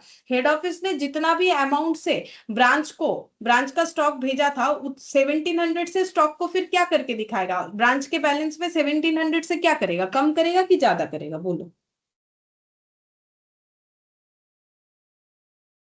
जब कम. स्टॉक लॉस होता है, हाँ कम करेगा, तो एंट्री क्या होगा वो भी बताओ। तो कम करने का मतलब, ब्रांच को जब स्टॉक भेजा था तब तो एंट्री किया था branch to good send to branch, ठीक है, कितने का? 1,700 का। अब जब रिवर्स करेगा कि भाई हम ये मान रहे हैं कि ब्रांच तक वो पहुंचा नहीं, तो मुझे तो एंट्री डाल के तो उसका इम्पैक्ट दिखाना पड़ेगा। तो ब्रांच डेबिट हुआ था, तो ब्रांच क्या हो जाएगा? क्रेडिट। और डेबिट किसको करोगे? मतलब हेड ऑफिस डेबिट किसको करेगा? जब गुड्स भेजा था तो गुड्स सेंड टू ब्रांच, चोरी हो गया तो उसको क्या लिखते हैं? लॉस्ट बाई थेफ्ट 1,700, ठीक है। तो ब्रांच क्रेडिट हो जाएगा, तो ब्रांच में क्या लिखोगे? बाई लॉस बाई थेफ्ट, कितना हो जाएगा? 1,700। तो फिर यहां से फिर से 1,700 क्रेडिट होगा, तो इसमें और 1,700 लेस करने से कितना आ रहा है देखो? 1,30,710, ये देखो, इसमें और 1,700 लेस करो, देखो कितना आ रहा है। 1,29,010. ये देखो 1,29,010 हो गया रिकंसिलिएशन। 1,29,010 रिकंसिलिएशन हो गया, ठीक है। इस तरीके से रिकंसिलिएशन होगा। चलो, हाँ. करने तो बोला नहीं है, हम फिर भी लिख के दिखा देते हैं, क्योंकि तुम लोग भूल जाओगे तो। वैसे करने बोला नहीं है, लेकिन थोड़ा सा टफ है। टफ नहीं है, देखो समझने से टफ नहीं लगेगा, फिर भी पहला बार कर रहे हैं हम लोग, तो दिखा देते हैं। देखो इलास्ट्रेशन 13, ये जस्ट हम समझाने के लिए दिखा रहे हैं, ये हमें करने नहीं बोला है, अंडरस्टैंडिंग पर्पस के लिए, ठीक है। अच्छा, अंडरस्टैंडिंग पर्पस में ये वाला, ये जो ऑपोजिट दिख रहा है, रिकंसिलिएशन, ठीक है। तो देखो, इन the books of head office कैसे दिख रहा है, हम इसको प्रैक्टिकली समझाने का कोशिश कर रहे हैं। इन the books of head office एक ब्रांच अकाउंट हमेशा होता है, ठीक है। और इन द बुक्स ऑफ ब्रांच एक हेड ऑफिस अकाउंट हमेशा होता है, ठीक है। अच्छा, यहाँ दोनों बैलेंस इक्वल एंड ऑपोजिट होना चाहिए, जो कि नहीं है, इसका मतलब रिकंसिलिएशन का जरूरत है। तो हेड ऑफिस के बुक्स में 133,710, 133,710 क्या दिख रहा है, डेबिट दिख रहा है। तो ये तो जैसे तुम लोग ट्रायल बैलेंस से अगर लेजर ओपन करते हो तो जैसे लिखते हो वैसे ही लिखना है, यहाँ पर अलग तो कुछ है नहीं। 129,010, तो यहाँ पर आ जाएगा बाई बैलेंस BD 129,10, 129,010, ठीक है, 129,010, ठीक है। अब अलग क्यों है, क्योंकि रिकंसिलिएशन नहीं हुआ है, इसके लिए बोल भी दिया डिफरेंस इसी ये 2 पॉइंट की वजह से दिख रहा है। सबसे पहले कैश रेमिट किया था ब्रांच ने, तो रिसीवर का एंट्री होना चाहिए। तो रिसीवर कौन था, हेड ऑफिस था, तो यहाँ पर एंट्री होगा CIT टू ब्रांच, ठीक है। ये हम लोग ऑलरेडी सीख चुके हैं कि हमेशा रिसीवर के बुक्स में एंट्री करना पड़ेगा। तो कितने से एंट्री हो जाएगा, 3,000, ठीक है। तो फिर तुम लोग यहाँ पर क्या लिखोगे, बाई CIT 3,000। ये हम ओरली करने बोल रहे थे, इतना सब करने से तो काफी टाइम जाएगा ना, हमें रिकंसिलिएशन समझ लेना पड़ेगा। फिर बोल रहे स्टॉक चोरी हुआ था हेड ऑफिस से, सॉरी ट्रांजिट में चोरी हो गया, उसने भेजा था ब्रांच को और ब्रांच में चार्ज भी कर दिया था, तब उसने एंट्री क्या होगा, जब गुड्स सेंड किया। तो गुड्स जब सेंड किया है तब एंट्री क्या होगा, branch to goods send to branch, branch to goods send to branch, ये एंट्री क्या होगा, जो कि कितने का रहा होगा, 1,700, क्योंकि पूरा ही चोरी हो गया है, ठीक है। अब तुम लोग बोलोगे फिर इसका एंट्री पोस्ट क्यों नहीं कर रहे हैं, इसका एंट्री क्यों पोस्ट करें, ये तो लेजर बनने के पहले हुआ है।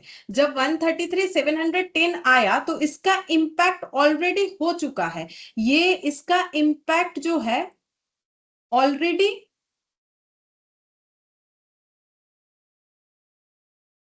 गिवन इन ट्रायल बैलेंस, क्योंकि ये तो भेजते वक्त हुआ था।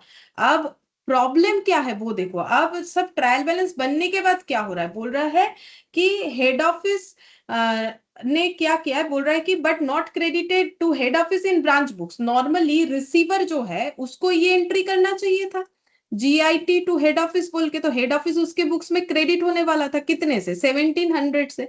बट ब्रांच मैनेजर ने साफ साफ ये एंट्री करने से मना कर दिया। अब ये मत सोचो कि हेड ऑफिस के बिना कैसे बोल सकता है, जरूर हेड ऑफिस ने माना होगा। तो ब्रांच मैनेजर ने बोला हम ये लाइबिलिटी नहीं बियर करेंगे, क्योंकि इसका तो कोई इंश्योरेंस क्लेम भी नहीं है, तो हम ये लॉस लेके करें क्या, तो इसका ट्रीटमेंट। तो हेड ऑफिस बोला ठीक है तुम टेंशन मत लो, हम देख लेते हैं इसको क्या करना है। तो हेड ऑफिस अब क्या बोलेगा, मैंने जब गुड्स भेजा था तब एंट्री पास किया, उसके बाद मैंने ट्रायल बैलेंस बना दिया, अब ये गुड्स जो है उसके पास कभी नहीं जाके पहुंचेगा, लॉस हो गया, ठीक है। तो मैंने जब गुड्स भेजा था तो उसका रिवर्स एंट्री, जैसे देखो हम लोग जब क्रेडिटर से कुछ परचेस करते हैं, जब रिटर्न करते हैं, रिवर्स एंट्री, हम लोग डेटर को कुछ बेचते हैं और वो हमें वापस कर जाता है, तो रिवर्स एंट्री। तो यहाँ पर branch to goods send to branch था, तो हम लोग को रिवर्स एंट्री के लिए क्या करना पड़ेगा, टू ब्रांच करेंगे, ठीक है। टू ब्रांच हो जाएगा 1,700। अब बोलोगे कि फिर goods send to branch debit क्यों नहीं हो रहा है, क्योंकि गुड्स आ नहीं रहा है ना, वो तो चोरी हो गया। अगर चोरी नहीं होता तब तो जरूर लिख देते to goods, sorry goods send to branch account debit. GSTB debit कैसे करे, क्योंकि ये स्टॉक तो मेरे पास आके नहीं पहुंचेगा ना, ये तो चोरी हो गया है, तो लॉस है। तो लॉस किस वजह से हुआ है वो लिख सकते हैं, या सिर्फ लॉस लिख दो, loss by theft 1,700 to branch, ठीक है। तो अब ब्रांच में क्या लिखोगे, बाय लॉस बाय थेफ्ट, ठीक है, बाय लॉस बाय थेफ्ट 1,700, ठीक है। अच्छा अब यहाँ पर कुछ एंट्री नहीं हुआ, तो इसका क्लोजिंग हो जाएगा एज इट इज 129,010, मतलब इसमें कोई रिकंसिलिएशन का जरूरत नहीं हुआ। अब इसका बैलेंस कितना आना चाहिए, क्योंकि ये हम लोग का डेबिट बैलेंस है, सॉरी क्रेडिट बैलेंस आया है, क्योंकि इधर का बैलेंस है, तो इसका डेबिट बैलेंस आना चाहिए, मतलब इधर क्लोजिंग आना चाहिए। वो तो दिख भी रहा है कि इधर ही क्लोजिंग आएगा 133,710, ठीक है, 133,710। अब वहां से अगर हम लोग 4,700 माइनस कर देंगे तो ये हो गया 010,912, ठीक है। ये तो ये हो जाएगा टू बाई बैलेंस CD, ठीक है। तो ये रिकंसिलिएशन हो गया, जो कि ये बोला नहीं हमें करने के लिए, बट जो अभी हम समझा रहे थे वो यही था और कुछ नहीं, कि किस तरीके से हम लोग रिकंसिलिएशन कर सकते हैं। अच्छा अब ये समझ में आ गया। अब देखो बोला क्या है, give the branch current account in head office books after incorporating branch trial balance through journal. अब हम लोग को करने क्या बोला है, इनकॉर्पोरेशन करने बोला है। देखो इसके पहले हम लोगों ने एक भी इनकॉर्पोरेशन का क्वेश्चन इस तरीके से नहीं किया जर्नल एंट्री के साथ, तो यहाँ पर हम लोग को ये चीज मिल रहा है। ब्रांच करेंट अकाउंट बनाना है हेड ऑफिस के बुक्स में। एक तो हम लोग को ब्रांच करेंट अकाउंट बनाने बोला है हेड ऑफिस के बुक्स में, ठीक है। और दूसरा हम लोग को बोला है after incorporating branch trial balance through journal. अच्छा, ब्रांच का ट्रायल बैलेंस हमें इनकॉर्पोरेट करना पड़ेगा। चलो ठीक है।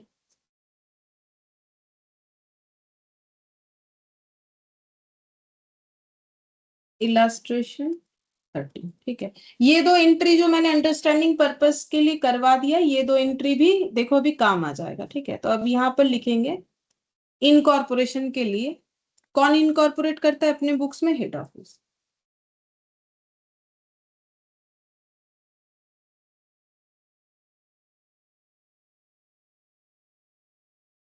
After incorporating branch trial balance, ठीक है। तो हेड ऑफिस अपने बुक्स में इनकॉर्पोरेट करेगा, तो इनकॉर्पोरेशन का डेट कब होगा, 31 December 20x1, जो क्वेश्चन में दिया हुआ है। तो इनकॉर्पोरेट कैसे होगा, सारा एसेट लेगा, सारा लाइबिलिटी लेगा, प्रॉफिट लेगा, ठीक है। तो किसका एसेट कौन लेगा, हेड ऑफिस लेगा ब्रांच का एसेट। तो ये देखो फिक्स्ड एसेट अकाउंट डेबिट 95,000, तो एसेट लेने से डेबिट होगा तो डेबिट लिख रहे हैं।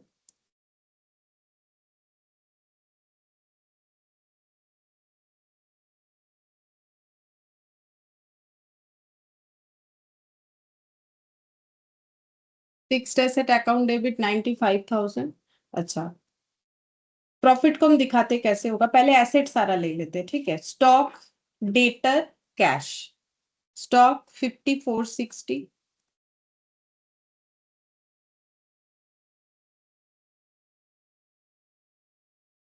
डेटर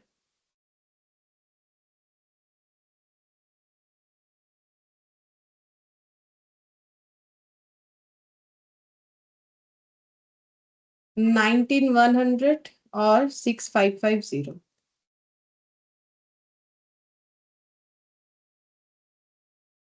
और क्रेडिट किसे करेगा, सारा एसेट्स लिया, ठीक है। तो किससे लिया है, तो देखो अभी मैंने बार बार सिखाया है इंडिपेंडेंट ब्रांच में हेड ऑफिस जब भी ब्रांच के साथ कोई ट्रांजैक्शन का एंट्री करेगा तो उसके बुक्स में ब्रांच डेबिट या क्रेडिट होगा। तो अब यहाँ पर क्रेडिट क्या हो जाएगा,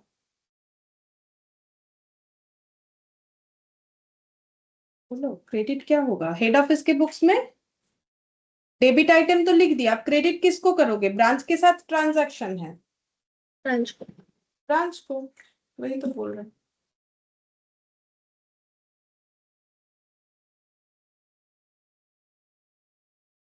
टू ब्रांच, अब हम लोग सिर्फ ब्रांच नहीं लिख के लिखेंगे टू ब्रांच करेंट अकाउंट। अब क्यों ये लिखा जा रहा है, क्योंकि इन्होंने लेजर जो बना रखा है करेंट अकाउंट के नाम से बना रखा है, branch current head office current. अगर ये लोग करेंट नहीं लिखेगा तो हमें भी लिखने का जरूरत नहीं था, ठीक है। वैसा कोई रूल्स है नहीं।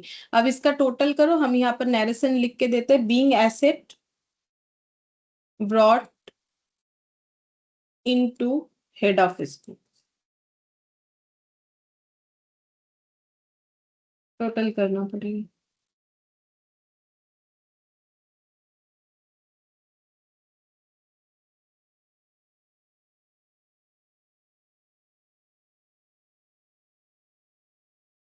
95,000, 50,460, 19,100, 6550, 171, 110।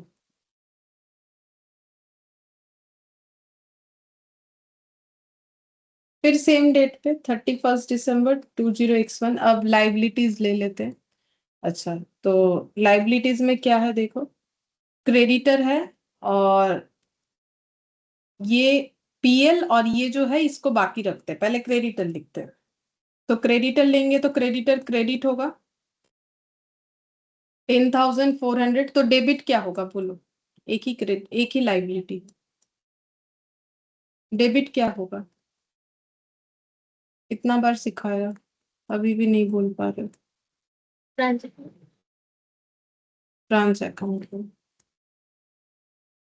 बोलो, बोलने से याद हो जाएगा, क्योंकि इंडिपेंडेंट ब्रांच में थोड़ा मुश्किल तो होता है, ठीक है। अच्छा, अब पीएल, पीएल को इनकॉर्पोरेट करोगे तो पीएल क्रेडिट होगा, प्रॉफिट है तो ले रहे हो, तो चलो पीएल का भी एंट्री कर देते हैं। तो पीएल और लाइबिलिटी को अलग अलग इसीलिए किया है क्योंकि प्रॉफिट भी लाइबिलिटी है, बट वो कोई नॉन करेंट या करेंट लाइबिलिटी का तो पार्ट नहीं होता, कैपिटल का पार्ट होता है, इसीलिए इसको हम लोग अलग से एंट्री करेंगे। तो टू पीएल दिखा दिया, या ब्रांच पीएल भी लिख सकते हो। 31,700 था, और यहाँ पर फिर किसको डेबिट करोगे, तो वही ब्रांच, अच्छा करेंट अकाउंट लिखना पड़ेगा। हाँ, ये लोग करेंट अकाउंट लिख के फॉलो कर रहे हैं, तो हम लोग को भी करेंट अकाउंट लिखना पड़ेगा।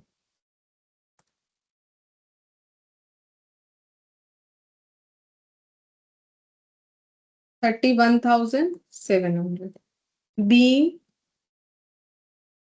ब्रांच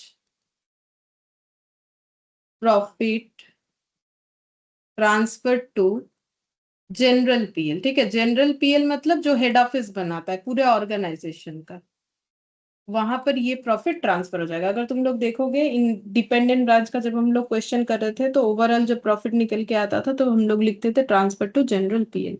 ठीक है। अच्छा, अब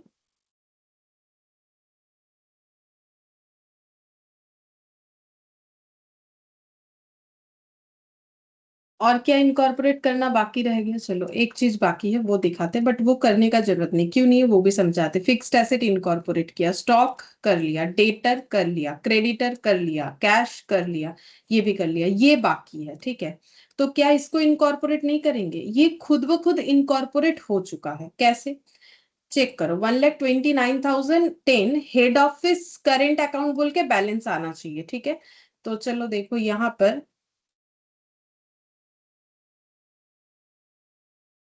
देखो हेड ऑफिस जब इनकॉर्पोरेट कर रहा है तो उसके पास ब्रांच करंट अकाउंट बोल के 1,71,110 क्रेडिट है, फिर डेबिट है 10,400, तो 10,400 लेस कर दिया, फिर डेबिट है 31,700, तो 31,700 लेस कर दिया, तो देखो कितना आ गया, 1,29,010। ठीक है, तो ये वाला हम लोग का 1,29,010, ये हम लोग का कौन सा बैलेंस आ गया, ये हम लोग का क्रेडिट ही आ रहा है, क्योंकि क्रेडिट ज्यादा था, बाकी दो डेबिट अमाउंट लेस हो गया, तो ये 1,20,000 ये क्रेडिट आ गया।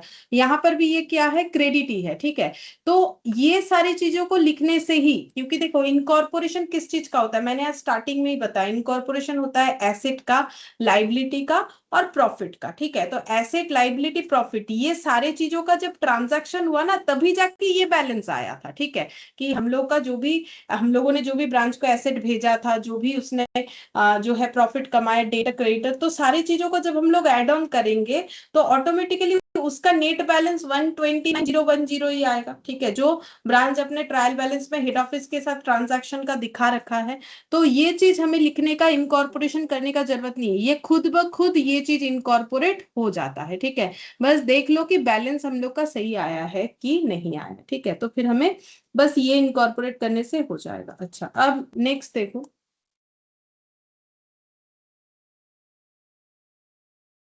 हम लोग को ब्रांच करेंट अकाउंट बनाने बोला था, वो बना लेते हैं।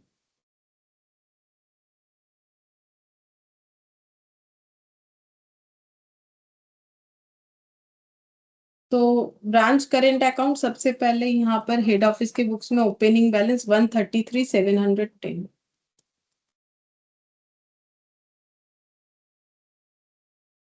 अब पोस्ट करो यहाँ से, एंट्री देख के, बाई फिक्स्ड एसेट 171,110,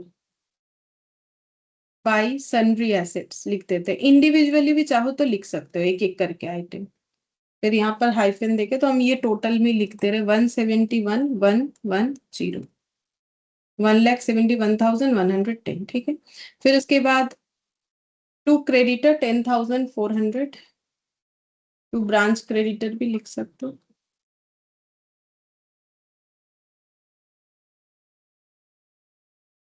10,400, और टू पीएल 31,700, टू पीएल 31,700। ठीक है, और एक एंट्री पोस्ट हो जाएगा ये वाला। ठीक है, जो ऊपर मैंने अंडरस्टैंडिंग पर्पस में लिखवाया था वो एंट्री करने तो बोला नहीं है, बट जब तुम लोग उसको बनाओगे तो उसमें वो पोस्ट खुद से ही तुम लोग को करना पड़ेगा, ये वाला lost by theft to branch. ठीक है, तो यहाँ पर जाएगा बाय लॉस बाय थेफ्ट, वो हम लोग को करने नहीं बोला है तो इसलिए मैंने करवाया नहीं है, बाकी ऊपर अंडरस्टैंडिंग पर्पस के लिए करवाया था, तो वहां से ये एंट्री हम लोग लिख सकते हैं। अच्छा, और एक हो जाएगा ये वाला, ये कैश इन ट्रांजिट 3000, ये वाला टू ब्रांच, तो बाय कैश इन ट्रांजिट 3000, क्योंकि इसका एंट्री 1 ही था। 3000 रिसीवर के बुक्स में होता है, वो कर दिया। तो ये दोनों साइड क्या होना चाहिए, सारा मिलके टोटल होके टैली हो जाना चाहिए। क्यों? क्योंकि ब्रांच का करेंट अकाउंट हेड ऑफिस के बुक्स में इतना दिख रहा है। अब इसका रिकंसिलिएशन और बाकी सारे ट्रीटमेंट के बाद क्या होना चाहिए, सारे ट्रांजैक्शंस जो ओमिशन था या गलत था जो भी था, वो सारी चीजों को कर देने के बाद दोनों साइड हम लोग का क्या हो जाना चाहिए, मैच हो जाना चाहिए। देख यहाँ पर 171110 प्लस 1700 प्लस 3000, 175,810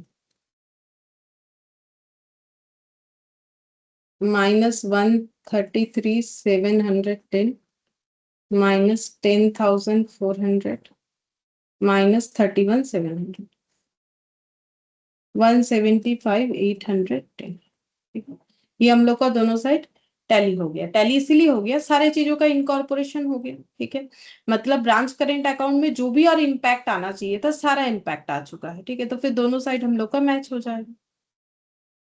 ऑलरेडी मैंने यहाँ पर एक अकाउंट करके भी दिखाया था, बट वहां पर 129,010 का बैलेंस आ रहा था जो दोनों के साथ मैच हो रहा था। अब इनकॉर्पोरेशन के बाद 129, देखो हम फिर से बता देते हैं, यहाँ पर मैंने ऊपर जो तुम लोग को ब्रांच अकाउंट दिखाया था, वहां पर ये दोनों चीजों का इम्पैक्ट दिखाया और इस बैलेंस के साथ दिखाया था। ठीक है, तो हम लोग का बैलेंस क्या आया था, 12090, ऐसा जो भी आया हुआ था। ठीक है, तो हम लोग का उससे रिकंसिलेशन हो गया। अब हम लोगों ने एसेट इनकॉर्पोरेट किया, लाइबिलिटीज को इनकॉर्पोरेट किया, करने से उस बैलेंस के साथ मैच होना चाहिए, जो कि मैच हो गया। इसी वजह से दोनों साइड टैली हो गया, और कुछ नहीं। ठीक है, तो इनकॉर्पोरेशन और डी इनकॉर्पोरेशन में क्या होता है, ये देखो यहाँ पर हम और एक बार नोट लिखवा देते हैं। इनकॉर्पोरेशन, ये समझाने के लिए, ठीक है, ऑलरेडी लिखा है एक बार। इनकॉर्पोरेशन एंट्री लिख देते हैं, एंट्री के हिसाब से। ठीक है, नोट है ये इनकॉर्पोरेशन का एंट्री। तो हेड ऑफिस और ब्रांच दोनों के बुक्स में कैसे दिखता है। ठीक है, तो बहुत ही आसान है। देखो, अगर for transfer of branch asset, ठीक है, तो हेड ऑफिस क्या एंट्री करेगा, क्योंकि ये तो हम लोगों ने अभी सीखा भी है, ऑलरेडी किया ही है। तो सन्ड्री फिक्स्ड एसेट टू क्या करेगा, ब्रांच। लेकिन ब्रांच क्या एंट्री करेगा वो तो मैंने इस क्वेश्चन में नहीं बताया, क्योंकि इसमें दिया नहीं था ना, तो हम लोगों ने उसका ट्रीटमेंट नहीं किया, तो हम खुद से बता दे रहे हैं।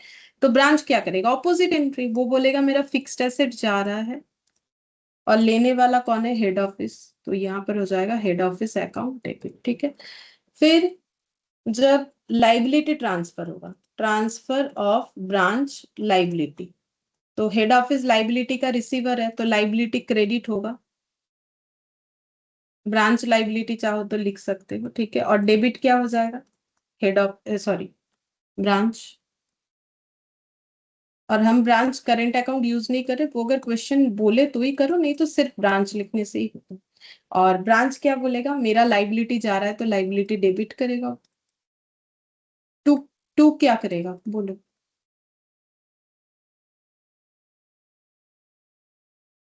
Head office. टू करेगा हेड ऑफिस। अच्छा, अब प्रॉफिट ट्रांसफर जब होगा, तो ये देखो, ये प्रॉफिट ले रहा है तो ये 2PL करेगा, ये प्रॉफिट दे रहा है तो इसके यहाँ से प्रॉफिट चला जाएगा, ये PL डेबिट करेगा। तो फिर ये 2 क्या कर देगा, हेड ऑफिस, और ये डेबिट किसे करेगा, ब्रांच को। ठीक है, जिसमें से ये क्वेश्चन में हम लोगों ने ये पॉइंट डील किया, बट इसमें ये ब्रांच का बोला नहीं था, तो वो पॉइंट डील नहीं किया। ठीक है, अच्छा, अब ये प्रॉफिट जो ट्रांसफर हुआ है, इसका और एक तरीके से भी ट्रीटमेंट होता है, उसका लिख लो, we can transfer revenue and expense separately as value, ठीक है। मतलब हम लोग चाहे तो सेपरेटली पीएल का आइटम को भी ट्रांसफर कर सकते हैं, जैसे कि सैलरी, इलेक्ट्रिसिटी, ये सब मतलब अलग अलग नाम से भी कर सकते हैं, या फिर ओवरऑल जो प्रॉफिट निकल के आएगा उसको भी ट्रांसफर कर सकते हैं, ठीक है। तो अगर एक एक करोगे तो टाइम ज्यादा लगता है, ओवरऑल कर दोगे तो समय बच जाएगा, काफी समय बचेगा, ठीक है।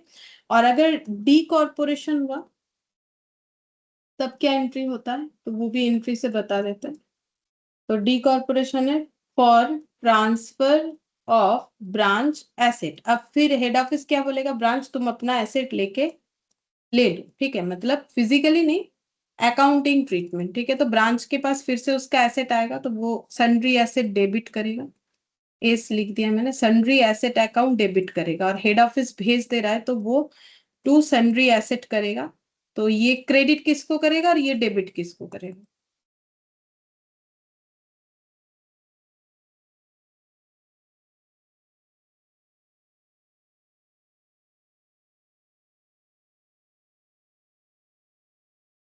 ये लाइबिलिटी दे रहा है तो इसका सन्ड्री लाइबिलिटी डेबिट होगा और इसका सन्ड्री लाइबिलिटी क्रेडिट होगा। बोलो, अभी तक नहीं बोला। ब्रांच डेबिट होगा, हेड ऑफिस क्रेडिट होगा। ब्रांच डेबिट होगा, हेड ऑफिस क्रेडिट होगा, और यहाँ पर टू, ब्रांच और यहाँ पर head office account debit. Debit. अब फॉर ट्रांसफर ऑफ पीएल, इसमें कोई एंट्री नहीं होगा। स्टार्टिंग में ही बताया कि प्रॉफिट हेड ऑफिस रख लेता है, तो ना तो हेड ऑफिस ट्रांसफर करने वाला है प्रॉफिट, ना तो ब्रांच को रिसीव होगा, ठीक है। तो उस केस में नो एंट्री, ठीक है। ये अंडरस्टैंडिंग पर्पस के लिए मैंने लिखवा दिया है। तो यहाँ पर ये वाले क्वेश्चन में हम लोग को सिर्फ ये हेड ऑफिस के बुक्स का एंट्री करने के लिए बोला गया था।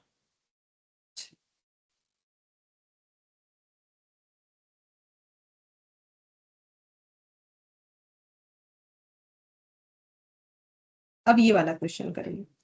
बोल रहा है affix of Kolkata has a branch at Delhi to which the goods are supplied from Kolkata but the cost thereof is not recorded in the head office books on 31st March 2001 the branch balance sheet was as follows. अच्छा, क्या बोला है, बोल रहा है कि इनका head office तो कोलकाता में है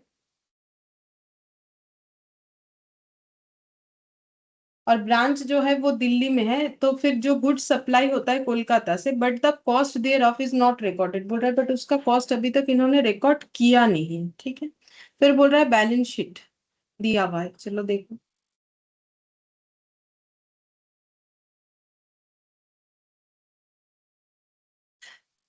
अच्छा, ये किसका बैलेंस शीट है, ब्रांच की head office, the branch balance sheet. अच्छा, ये ब्रांच का बैलेंस शीट है। ब्रांच के बैलेंस शीट में लाइबिलिटी है, क्रेडिटर का बैलेंस है 40,000, हेड ऑफिस, ये देख के भी पता चल जाना चाहिए था मुझे कि ये हेड ऑफिस अकाउंट लिखा हुआ है तो ये फिर ब्रांच का ही होगा। Debtor balance, building extension account closed by transfer to head office और कैश एट बैंक। तो building extension account closed by the branch, इस बात का मतलब क्या, बिल्डिंग एक्सटेंशन का मतलब है मान लो ये बिल्डिंग बना हुआ था, इसमें हम लोगों ने ये मान लो और भी कुछ कंस्ट्रक्शन किया, ठीक है, इसके ऊपर और भी फ्लोर वगैरह बना लिया, मान लो ये इतना पोर्शन हम लोगों ने और बढ़ाया तो इसको हम लोग बोलेंगे एक्सटेंशन किया। तो इस अकाउंट का नाम दिया इन्होंने बिल्डिंग एक्सटेंशन अकाउंट, ठीक है, बिल्डिंग एक्सटेंशन अकाउंट। तो ये बोल रहा है हम लोगों ने क्लोज कर दिया है, कौन बोल रहा है, ब्रांच, हम लोगों ने बिल्डिंग एक्सटेंशन अकाउंट क्लोज कर दिया है हेड ऑफिस को ये अकाउंट को ट्रांसफर करके। तो बिल्डिंग बनाया था उसमें और एक्सटेंशन किया, तो ये एसेट है कि लाइबिलिटी, ऑब्वियसली एसेट ही है, बिल्डिंग में और जो है एक्सटेंशन हुआ तो है तो एसेट ही, ठीक है। तो फिर इसका एंट्री क्या होना चाहिए, जब ब्रांच इसको ट्रांसफर कर रहा है हेड ऑफिस को, तो अपना एसेट वो हेड ऑफिस को दे रहा है, ट्रांसफर कर दिया है, तो क्या एंट्री करेगा, बोलो, इसीलिए इतना बार सिखा रहे हैं, बोलो क्या एंट्री करेगा। एसेट जा रहा है तो वो समझ में आ जाए तो ब्रांच के बुक्स में हेड ऑफिस डेबिट या क्रेडिट होगा। तो एक तो एंट्री हेड ऑफिस डेबिट या क्रेडिट से होगा, दूसरा एंट्री एसेट चले जाने का क्या होता है वो होगा, बोलो।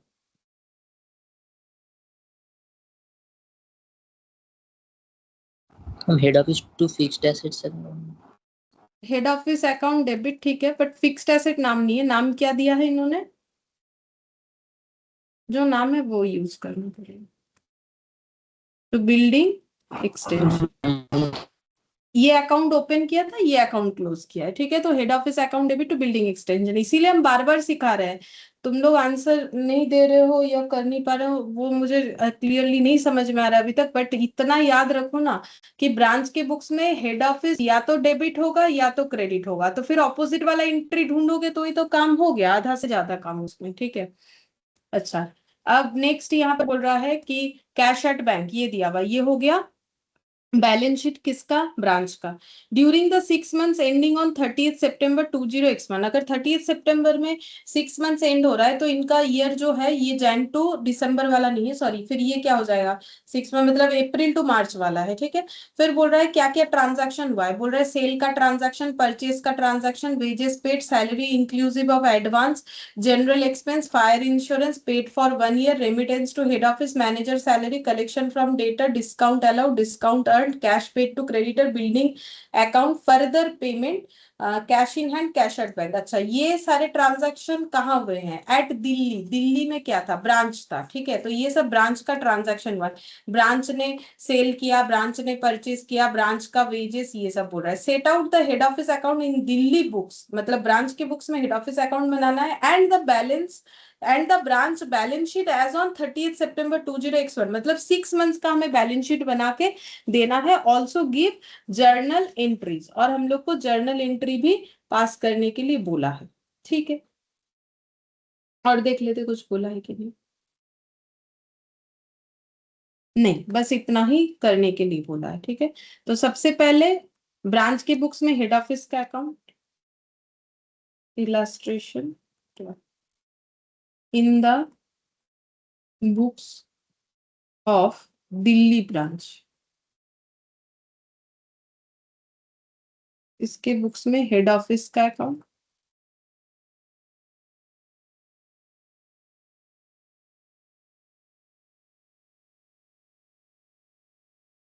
और यहाँ पर branch balance sheet as on 30th of September 20x1।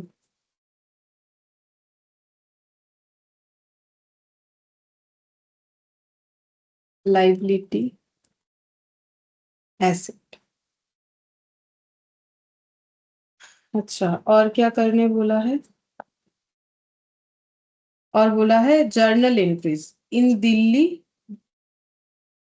Branch books में, ठीक है। Journal entry in the books of branch, in the books of branch, in the books of branch, journal entries करने के लिए बोला, ठीक है।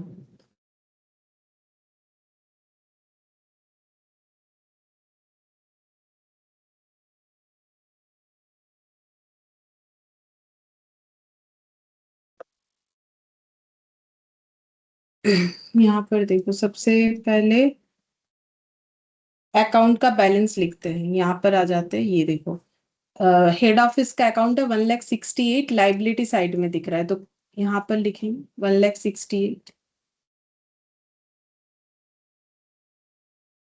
इधर लिखना पड़ेगा, बोलो 1,68,000। बैलेंस शीट के लाइबिलिटी साइड में बैलेंस है हेड ऑफिस का, ब्रांच के बुक्स में 1,68,000, तो 1,68,000 को अगर मुझे लेजर में लिखना है, वो किधर लिखेंगे? लाइबिलिटी है तो बाई साइड में जाएगा,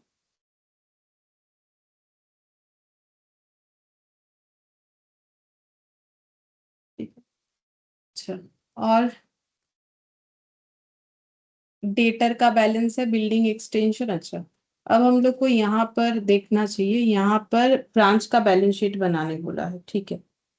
अच्छा, अब देखो, जो एंट्री करने बोला है तो यहाँ पर कौन सा एंट्री करें? वैसे तो देखो ये सारे ट्रांजैक्शन का ही एंट्री हो जाएगा, बट सिंपल एंट्री हमें करने नहीं बोलता है, ठीक है। तो इसमें कौन सा एंट्री करना पड़ेगा? अगर कर देते हो तो कोई प्रॉब्लम नहीं है, जैसे सेल का एंट्री कर दिया, कर सकते हो, कोई प्रॉब्लम नहीं है, लेकिन जरूरी नहीं है। जरूरी वो एंट्री है जिसमें कुछ स्पेशल मैटर आएगा या कुछ एडजस्टमेंट आएगा। कैसे, देखो हम समझाते हैं, बाकी करने को कर सकते हो। सेल्स का एंट्री, तो बोलो सेल्स का एंट्री क्या होता है? बोलो बोलो, सेल्स का एंट्री क्या होता है? नॉर्मल सेल का एंट्री, ब्रांच ने अपने यहाँ सेल किया है तो इसका एंट्री क्या होगा? Cash to sale, cash to sale या debtor to sale. Debtor to sale, ठीक है। तो यहाँ पर हम लिख देते हैं, पता तो नहीं है तो डेटर टू सेल्स ही लिखना चाहिए, ठीक है। परचेस का एंट्री क्या करोगे? Purchase to creditor. क्रेडिटर या कैश। अच्छा, वेजेस पेड का एंट्री क्या होगा? Wages to cash. Cash. Wages to cash. Salary inclusive of advance of 2000, तो सैलरी का एडवांस है 2000, ठीक है। तो फिर ड्यूरिंग द ईयर का एक्सपेंस कितना है? 6400 में 2000 एडवांस, क्वेश्चन खुद खुद बोल रहा है, तो बाकी फिर एक्सपेंस ट्रीट होगा 4400। तो एक्सपेंस का एंट्री क्या होगा? एक्सपेंस का एंट्री होगा सैलरी टू कैश 4400, ठीक है। और एडवांस का एंट्री क्या होगा? सैलरी प्रीपेड किया है, इसका मतलब एडवांस का एंट्री क्या होगा? देखो 11 का चीज भूल जा रहे हो तुम लोग। प्रीपेड सैलरी डेबिट, क्योंकि प्रीपेड एक्सपेंस करना एसेट होता है, प्रीपेड सैलरी डेबिट या advance salary debit to salary होगा, ठीक है। ये एंट्री करना पड़ेगा। तो जो स्पेशल है यानी जिसमें एडजस्टमेंट है वो एंट्री करना पड़ेगा। बाकी जो एंट्री लिखा अगर तुम लोग कर दोगे तो क्या कोई कुछ गलत है? नहीं, कुछ गलत नहीं, जरूरी बट जरूरी नहीं है, ठीक है। तो जो हम लोग का एडजस्टमेंट एंट्री आएगा वो करना जरूरी है। तो प्रीपेड सैलरी अकाउंट डेबिट, हम नरेशन और नहीं लिख रहे, तुम लोग लिख लेना, टू सैलरी। तो यही लिखने बोलेगा, वो सब लिखने नहीं बोलेगा, ठीक है। बाकी लिखने से कोई प्रॉब्लम नहीं, लिख के आ सकते हो। फिर जनरल एक्सपेंस, इसका क्या एंट्री होगा? Simple, general expense to cash 1600। Fire insurance paid for 1 year, लेकिन हम लोग जो भी बना रहे 6 मंथ्स का बना रहे, तो फिर फायर इंश्योरेंस 1 ईयर का 3200 है, तो इसका दो पार्ट करना पड़ेगा। 6 मंथ्स का एडवांस हो जाएगा, बाकी 6 मंथ्स का जो है हम लोग का नॉर्मल एक्सपेंस होगा। तो फिर ये 3200 अगर 12 मंथ्स का है तो 6 मंथ्स का कितना हो जाएगा? इसका आधा करो, कितना होगा? 1600। तो एंट्री क्या हो जाएगा? जो पेमेंट है उसका हो जाएगा फायर इंश्योरेंस टू कैश, और जो प्रीपेड है उसका क्या हो जाएगा? प्रीपेड एक्सपेंसेस है, तो फिर क्या हो जाएगा? प्रीपेड इंश्योरेंस टू, वो एंट्री लिखेंगे, बोलो क्या होगा? सेम सैलरी के तरह ही होगा। Prepaid insurance to insurance. Prepaid insurance account debit to insurance 3200 into 6/12। ये 6 मंथ्स का ही सारा डेटा हमें करना चाहिए, क्योंकि 6 मंथ्स का ही हमें ट्रांजैक्शन बैलेंस शीट सब दिखाने के लिए बोला है। तो इसके प्रीवियस वाला 6 मंथ्स में क्यों नहीं ट्रांसफर किया? क्योंकि ऑलरेडी ये 30 सितंबर का ही सारा ट्रांजैक्शन दिया हुआ है, जो नहीं दिया हुआ है वो ब्रैकेट में लिखा हुआ है 1 ईयर, तो उसको मैंने 6 मंथ्स में ट्रांसफर कर दिया, ठीक है। फिर बोल रहा है हेड ऑफिस ने रेमिट किया है ना, हेड ऑफिस ने रेमिट किया है 38,400, तो बोलो रेमिटेंस का एंट्री क्या होगा? बोलो, head independent office branch to के कैश। सिक्स। हाँ, हेड ऑफिस टू कैश, इसका एंट्री हो जाएगा, यहाँ पर लिख के दिखा देते हैं, हेड ऑफिस टू कैश, ठीक है। तो ये लिखो, हेड ऑफिस टू कैश।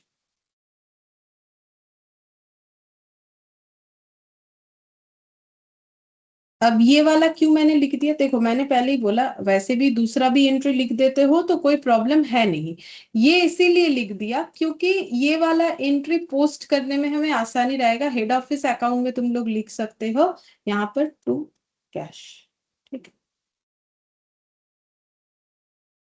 जो कुछ सीखने वाला एंट्री है वही हमें करने के लिए देगा। सीखने वाला एंट्री का मतलब देखो, इसके पहले जो एंट्री मैंने लिखा नहीं, वो एंट्री उतना कुछ खास है नहीं, परचेस का, सेल का, तो ये हमें जरूरी नहीं है कि हम लोग करके दिखाए। एडजस्टमेंट एंट्री और जो हम लोग इंडिपेंडेंट ब्रांच का एंट्री सीखे हैं, ये इंडिपेंडेंट ब्रांच से रिलेटेड एंट्री है, तो ये हमें करना चाहिए, ठीक है। अच्छा, फिर इसके बाद नेक्स्ट देखते हैं। नेक्स्ट हम लोग को क्या बोला है? Manager salary. तो मैनेजर सैलरी का पेमेंट का एंट्री क्या हो जाएगा? Simple, salary to manager salary to cash, ठीक है। तो ये अगर हम लोग नहीं भी करें तो चलेगा। फिर बोल रहे कलेक्शन फ्रॉम डेटर, डेटर से पैसा कलेक्ट हुआ है तो क्या हो जाएगा? कैश टू डेटर, ठीक है। डिस्काउंट अलाउड, तो डिस्काउंट अलाउड टू डेटर, अब जब क्लोज होता है तो पीएल में हो जाएगा। डिस्काउंट अर्न तो क्या हो जाएगा, क्रेडिटर टू डिस्काउंट अर्न या डिस्काउंट रिसीव, ठीक है। कैश पेड टू क्रेडिटर, तो ये हो जाएगा क्रेडिटर टू कैश, ठीक है। अब cash in hand, cash at bank, ये क्लोजिंग बैलेंस दिख रहा है, ठीक है। किसका, ये मतलब 30 सितंबर का बैलेंस दिख रहा है ब्रांच का। तो हम लोग को ना बैलेंस शीट भी बनाने बोला था, तो वहां पर हम लोग कैश इन हैंड और कैश एट बैंक लिख सकते हैं, ये लिख देते हैं। और दो दो आइटम नहीं बताए वो भी बताते हैं, ठीक है। तो यहाँ बैलेंस शीट में आ जाते हैं, यहाँ पर लिखेंगे कैश इन हैंड और cash at bank. Cash in hand और कैश एट बैंक, 1600 और 28,000, 1600 और 28,000, ठीक है। और प्रीपेड जितना भी था, प्रीपेड सैलरी, प्रीपेड इंश्योरेंस, ये भी यहाँ पर आना चाहिए। प्रीपेड सैलरी, प्रीपेड इंश्योरेंस, ये सब एसेट है, ये भी यहाँ आना चाहिए था। तो प्रीपेड इंश्योरेंस था 1600, प्रीपेड सैलरी था 2000, ठीक है। और क्या आएगा, ये देखो यहाँ डेटर का कलेक्शन, डिस्काउंट अलाउड, ये सब दिया हुआ है, तो डेटर का बैलेंस आना चाहिए, वो हमें निकालना पड़ेगा। हमारे पास डेटा जो दिया हुआ है उससे हम लोग डेटर निकाल सकते हैं। और हम लोग को लाइबिलिटी, क्रेडिटर, ये भी निकालना पड़ेगा। क्रेडिटर, इसका भी हम लोग वर्किंग नोट बना के निकाल लेंगे, ठीक है। फिर ये ऐड करने से हमें अपना बैलेंस शीट मिल जाएगा। अच्छा, अब यहाँ पर हो गया हेड ऑफिस टू कैश तक का ट्रांजैक्शन, ठीक है। अच्छा, अब ये वाला एंट्री देखो, सारा चीज मैंने लिखवाया यहाँ तक। ये देखो बिल्डिंग अकाउंट फर्दर पेमेंट, तो बिल्डिंग को जो इसने हेड ऑफिस को ट्रांसफर कर दिया उस पे इसने फिर से खर्चा किया है, तो एंट्री क्या होगा, इसके पॉकेट से पैसा गया तो टू कैश होगा। मतलब ये ब्रांच का बात कर रहे हैं, ठीक है। ब्रांच के पॉकेट से पैसा किया क्योंकि उसने बिल्डिंग के लिए पे किया है, तो टू कैश कर देगा कितना, 4000, ठीक है। और डेबिट किसको करेगा, अभी तो इसके पास बिल्डिंग अकाउंट है नहीं, बिल्डिंग एक्सटेंशन नाम से जो अकाउंट इसने ओपन किया था वो तो इसने हेड ऑफिस को दे दिया। तो अब इसके पास तो बिल्डिंग अकाउंट है नहीं कि वो उसको डेबिट करेगा कि हम खर्चा कर रहे हैं तो एसेट का वैल्यू बढ़ा रहे हैं, उसमें एडिशन हो रहा है। बिल्डिंग तो हेड ऑफिस के पास पड़ा हुआ है, तो फिर यहाँ पर क्या हो जाएगा, डेबिट किसको करना पड़ेगा, ब्रांच अपने बुक्स में, ब्रांच के साथ हेड ऑफिस का जो भी ट्रांजैक्शन होगा अपने बुक्स में किसको डेबिट करेगा या क्रेडिट करेगा, हेड ऑफिस का डेबिट। तो हेड ऑफिस अकाउंट डेबिट हो जाएगा। ये बिल्डिंग का हो गया। अच्छा, अब और क्या हमें करने के लिए बोला है, हम लोग को बोला था और ये अकाउंट बनाने के लिए और ब्रांच का बैलेंस शीट और जर्नल एंट्री, ठीक है। तो अब देखो यहाँ पर हेड ऑफिस टू कैश हो गया और यहाँ पर हेड ऑफिस टू कैश 4000, चलो ये भी लिख लेते हैं, टू कैश 4000, ठीक है। अच्छा, ये बिल्डिंग के लिए। अच्छा, अब हम लोग को क्या लिखना पड़ेगा, अब हेड ऑफिस अकाउंट पे हमारा, ये देखो अब इनकॉर्पोरेशन का एंट्री हमें बोला तो नहीं है, हमें बोला है सिर्फ जर्नल एंट्री, तो हमें इनकॉर्पोरेशन का भी तो एंट्री करना पड़ेगा ना यहाँ पर। ये देखो यहाँ तो बोला था कि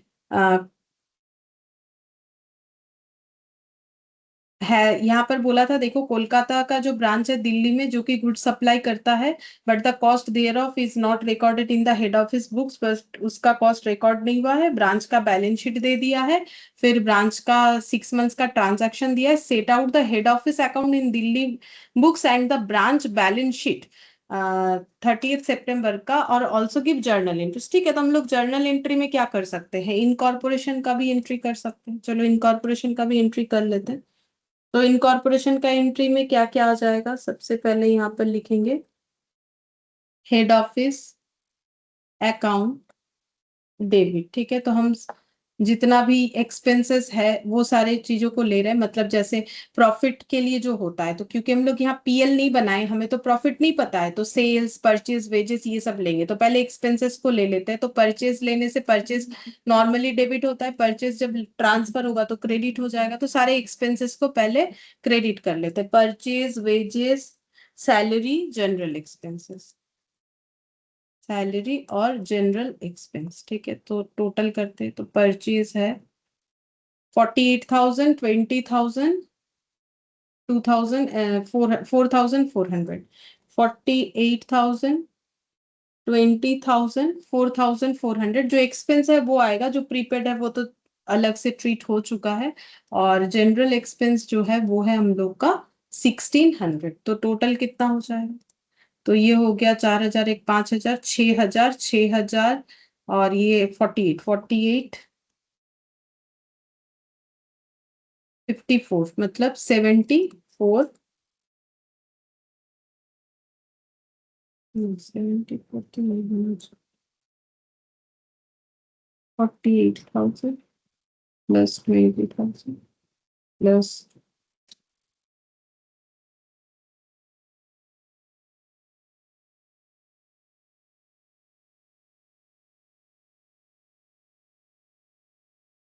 अच्छा और भी तो खर्चा है फायर।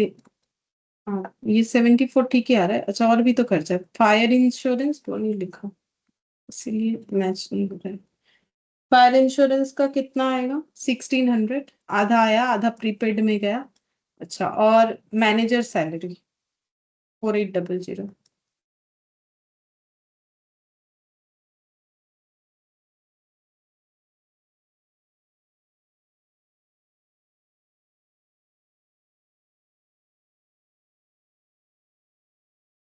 80,000,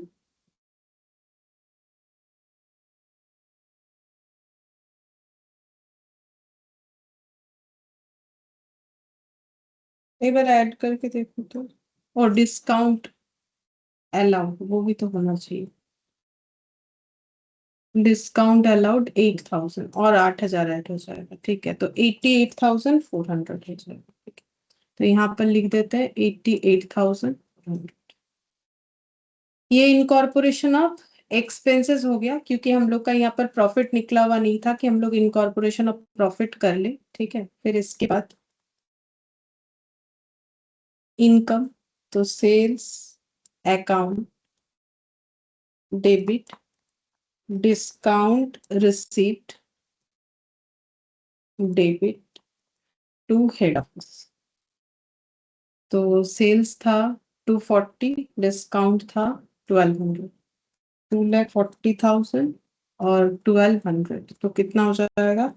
2,41,200, ठीक है। ये हो गया, और कोई एंट्री मुझे नहीं लगता है करने का कोई जरूरत है, ठीक है, ये तो हो गया। अच्छा, और यहाँ पर डेटर और क्रेडिटर का वर्किंग नोट बने, डेटर और क्रेडिटर, ठीक है।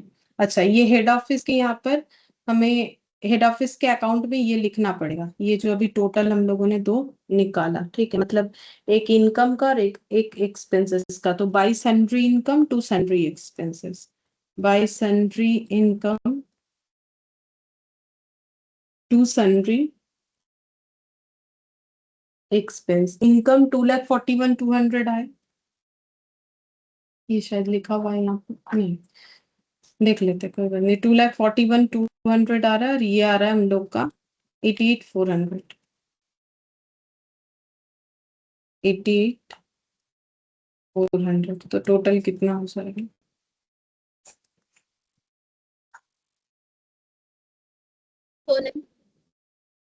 9,200. 4,09,200, और इधर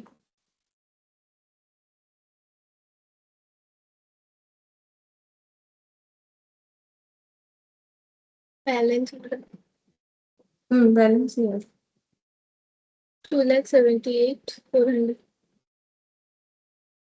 2,78,400, ठीक है। तो ये ब्रांच के बुक्स में हेड ऑफिस का बैलेंस सारी चीजों को एडजस्ट करने के बाद आ रहा है 2,78,400, ठीक है। अच्छा, ये अकाउंट बनाने बोला था, ये बन गया, अब हम लोग को ये क्लोज करना पड़ेगा, चलो। तो यहाँ पर डेटर, डेटर के अकाउंट में क्या क्या लिखेंगे? पहले तो डेटर का ओपनिंग बैलेंस लिख देते हैं, जो कि प्रीवियस बैलेंस शीट से हमें मिलेगा, टू बैलेंस बीडी, और बाय कलेक्शन फ्रॉम डेटर था, बाय कैश था, बाय डिस्काउंट अलाउड था, और सेल्स था। डेटर है तो क्रेडिट सेल ही मान के चलेंगे, 2,40,000 का क्रेडिट सेल। कैश है हम लोग का कलेक्शन 1,60,000 और ये 8,000, 1,60,000 और 8,000 और ओपनिंग बैलेंस है डेटर का, यहाँ बैलेंस शीट में दिखना चाहिए 2 लाख, तो 4,40,000। क्लोजिंग डेटर का बैलेंस कितना आ रहा है?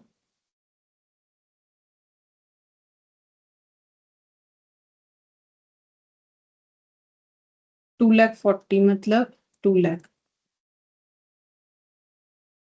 2,72,000। अच्छा 2,72,000, हाँ ये 8,000, 2,72,000, तो ये लिख देंगे यहाँ पर 2,72,000। इसका टोटल कर लेते हैं 2,72,000 और इधर हो गया 3,000, 5,200,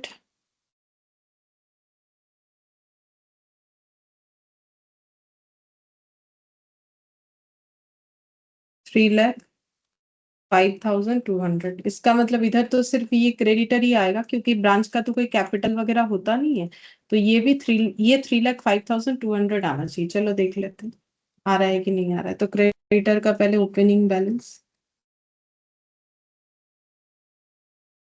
क्रेडिटर से डिस्काउंट रिसीव किया था, पेमेंट भी किया था, तो देख लेते हैं। क्रेडिटर का ओपनिंग बैलेंस है 40,000।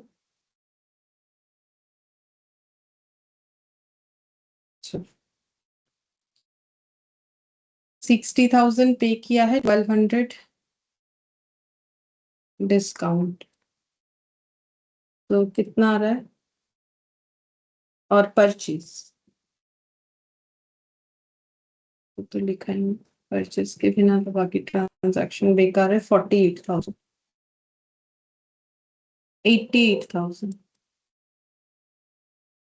कितना आ रहा है बैलेंस? 26,800।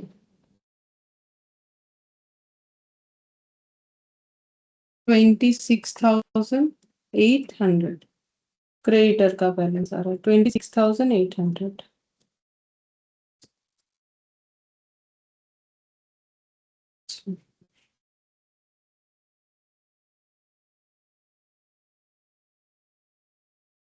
ये तो कम आ गया, ठीक है लिखते हैं 26,800 और माइनस करो इससे कितना आ रहा है? 2,78,400। ये देखो ये वाला, ये भी तो लिखना पड़ेगा ना, ये भूल गए। ब्रांच के बैलेंस शीट में हेड ऑफिस का अकाउंट, जैसे यहाँ देखो ऑलरेडी जो ब्रांच का बैलेंस शीट था उसमें हेड ऑफिस दिख रहा था 1,68,000, वैसे यहाँ पर भी हेड ऑफिस दिखेगा। ठीक है 2,78,400 से, क्योंकि हम लोग अकाउंट बना के देख चुके हैं इतना हो रहा है, और इसके साथ ये अमाउंट ऐड करके देख लो, ये इतना ही आ जाएगा 26,800। ये हो गया 3,05,200। ठीक है, तो यहाँ पर हमें जैसा बोला था वैसा हम लोगों ने किया। ठीक है, तो जिस तरीके से बोल रहा है उस तरीके से ही हम लोग कर रहे हैं क्वेश्चन को। अच्छा इसके बाद